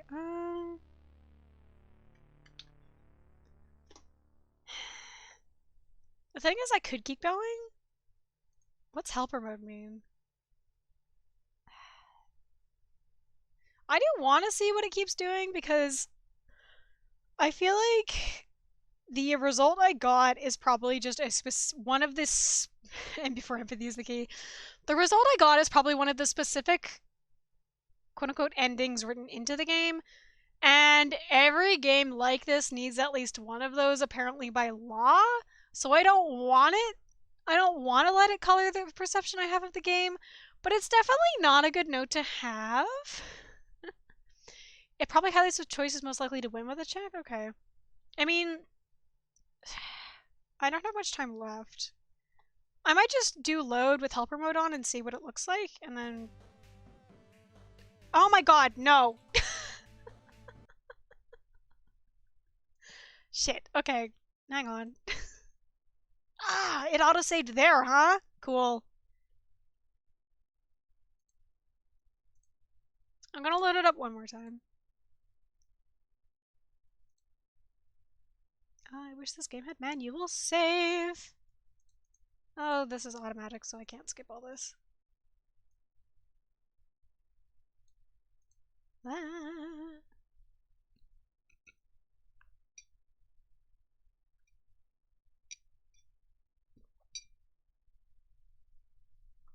I'm gonna see how I'm gonna see how it functions with helper mode, but I definitely don't want. It's always difficult when you finish right on the note of the thing that you liked least about the game. Yeah! Oh my god. It always resets the scan lines. Yes, rewrite it. I don't know what that'll do, but we're gonna see what helper mode looks like, and... Oh, this. Right, yeah.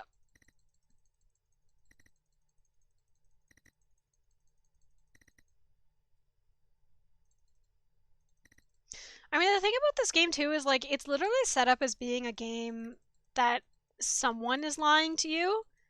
So, like, who knows? Maybe that ending was a lie, and I'm supposed to suspect it and play the game again and be like, wow. Shut up.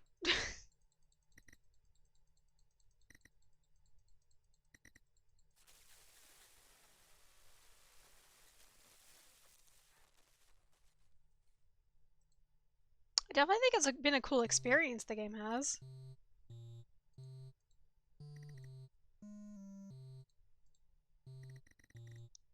It's difficult to pass judgment on what the game wants you to take away when there's a built-in unreliability mechanic. Yeah. The format has been difficult. I'm also not very good at these types of games. Okay, yeah, helper mode.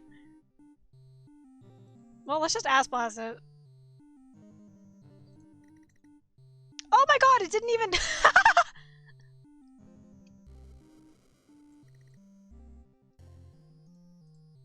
Okay, so helper mode...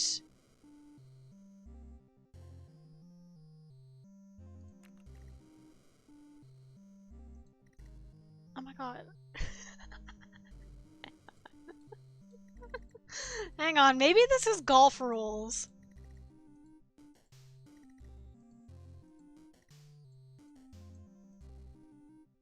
Golf. Nope.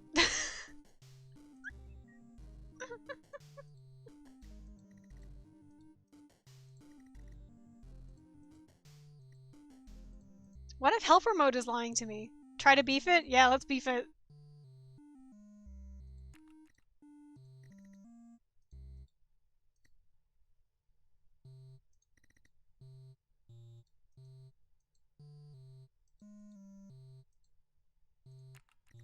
Yay, fail state.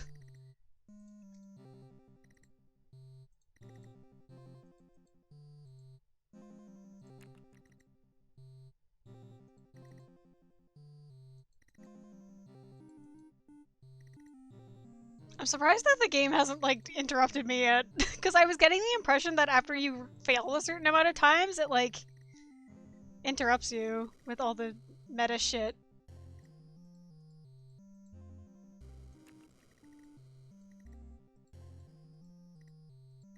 Failure, failure, failure, failure.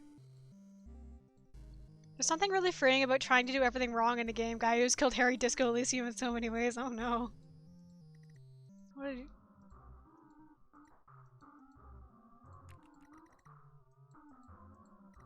Don't know who the fuck these people are either, by the way.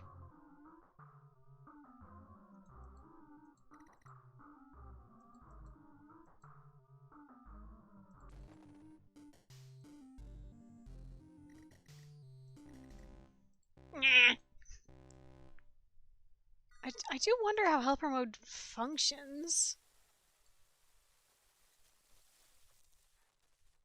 Because if it's not a high percent... Lower reserve for your second time through? Yeah.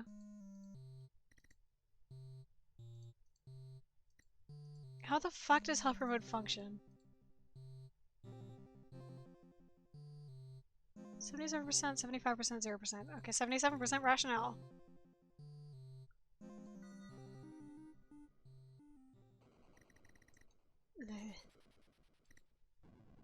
I definitely think this game is neat, and I think it's worth playing. But I can't lie and say that the result I got, didn't leave a negative impression with me.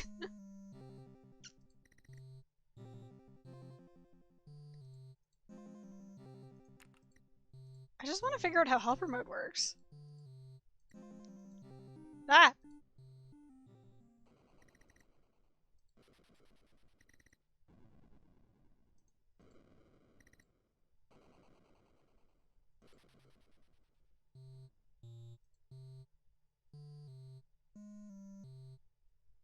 Sorry? Why did it... I think it's displaying those percentages instead of making you guesstimate based on the vibes of moderate empathy, receptiveness, or very low rationality. Oh, I have been completely ignoring this section. Looking through some reviews, but nothing concrete about helper mode aside from people going, I think I would have enjoyed it more if I had been able to hear helper mode. What? What? Oh, that I've been ignoring this? Yeah. I'm not good. You ignored this. Yeah, I ignored the receptive. I am not good at making sense of UIs in video games. Gamer, look at the UI. No, I play visual novels.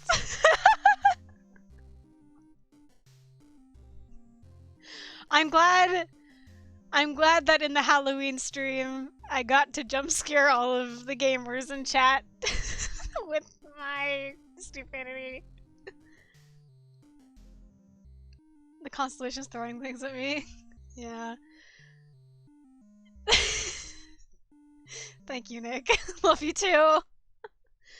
Yeah, huh, it is... Helper mode is literally just the receptive... Huh. But is that how it works?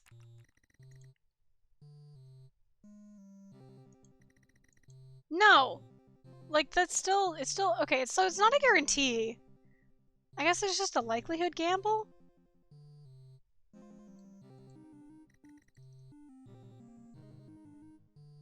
Yeah, percentage of us succeeding doesn't necessarily mean it will succeed. Constellation Primordial Insect is looking like Tails gets trolled at your gaming. I don't know what I thought this section was, but I didn't process it as a thing that would help me.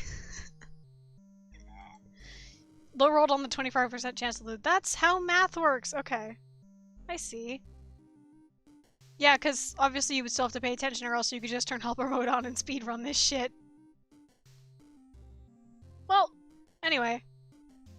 I definitely think that's an interesting game. I think I will probably boot it up a little... I will probably boot it up a bit in my own time, but as far as streams go, I think there's enough of that.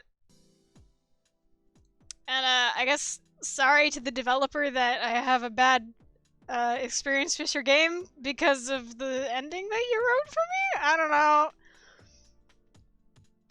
I really do feel like in games like this, there's always that one that's like, ugh, you shouldn't have written that. Like, so many fucking games I've played or seen is like, with multiple endings, is there's at least one ending where it's like, I don't know about that one. If not more. Oh wait, this is playing Death Chamber. This might be, well, whatever. This might be copyright, but it's fine. Okay, that's the end of the stream. My Halloween stream was not very Halloween-y. There were no scares or jumps, but, well, actually, there was a creature in the first game, so I guess that counts. And there was the horrors of environmental war in the second game. Yeah, many games have an interesting concept, but then I'm like, I feel like you had ideas here that you were not deft enough at writing to execute well. That's me with, like, all of my games. Personally. Or not even just my games, all of my ideas and concepts. But yeah. Alright. I'm still fucking horrendous at ending streams. It doesn't help that I haven't done one in a second. Thank you everyone for stopping by. I guess this is a spoiler, but I am gonna stream more tomorrow. Starting like roughly an hour or two later than I did today. I'm going to play more seasonal appropriate games, even though it's not Halloween anymore and will instead be, November, Halloween-ber? Halloween-ber? But yeah, if anyone's around for the stream tomorrow, I will see you tomorrow. Otherwise, I'll be uploading the VOD to my YouTube, like, within the next, I don't know, 15 minutes. So it'll be there to look back at. I'll include a link to both of the fucking social media posts I made about it. November is still scary season. A lot of fucking horror movies come out in the winter season, honestly. I feel like every November it's like, I'm getting jump scares in my YouTube ads because my ad blockers are broken. But yeah. I really need to stream more. I should really be like considering streaming consistently on Mondays because they're like my quote-unquote day off. But also like, what if I just did whatever I wanted to? So I guess I'll find out. I do have so many fucking games I need to play, obviously. So that'll be, I don't know, I should stream more. I miss it, it's fun. I haven't done one since fucking February. The slow march of time is horrendous. Yeah, considering using an off-day agreement work. The thing, though, is that with streaming, even though it does tire me out because my voice can't take hours of consistent use, even though it's a little tiring, the thing is that I don't fucking play games otherwise. I just don't play games if I'm not streaming them. Like, I mean, other than like... I mean, recently Emmett reminded me of No One Has to Die, and I played that like before going to work. But I think otherwise, that was the most recent... Well, no, I also did one session of Alan Wake. But other than that, I don't think I've really played a game since like February. Because I'm just... I don't... But stream help with game... Good. Do it. Yep. Okay, I'm leaving Make Curry now. You should play Alan Wake, make your computer explode. I definitely don't think I can stream it because I had to fucking waterboard it to even run. But I do want to play games more. I have fucking so many games. I need to boot up World's End Club and see if I can play that on stream. I feel like that would be a bad decision because of the people who made that game, well, who wrote that game. But it's in my list, and I don't know if I'd get to it otherwise. I don't know. I'll find out. Stream tomorrow! Stream more tomorrow. Stream more games that are seasonally appropriate.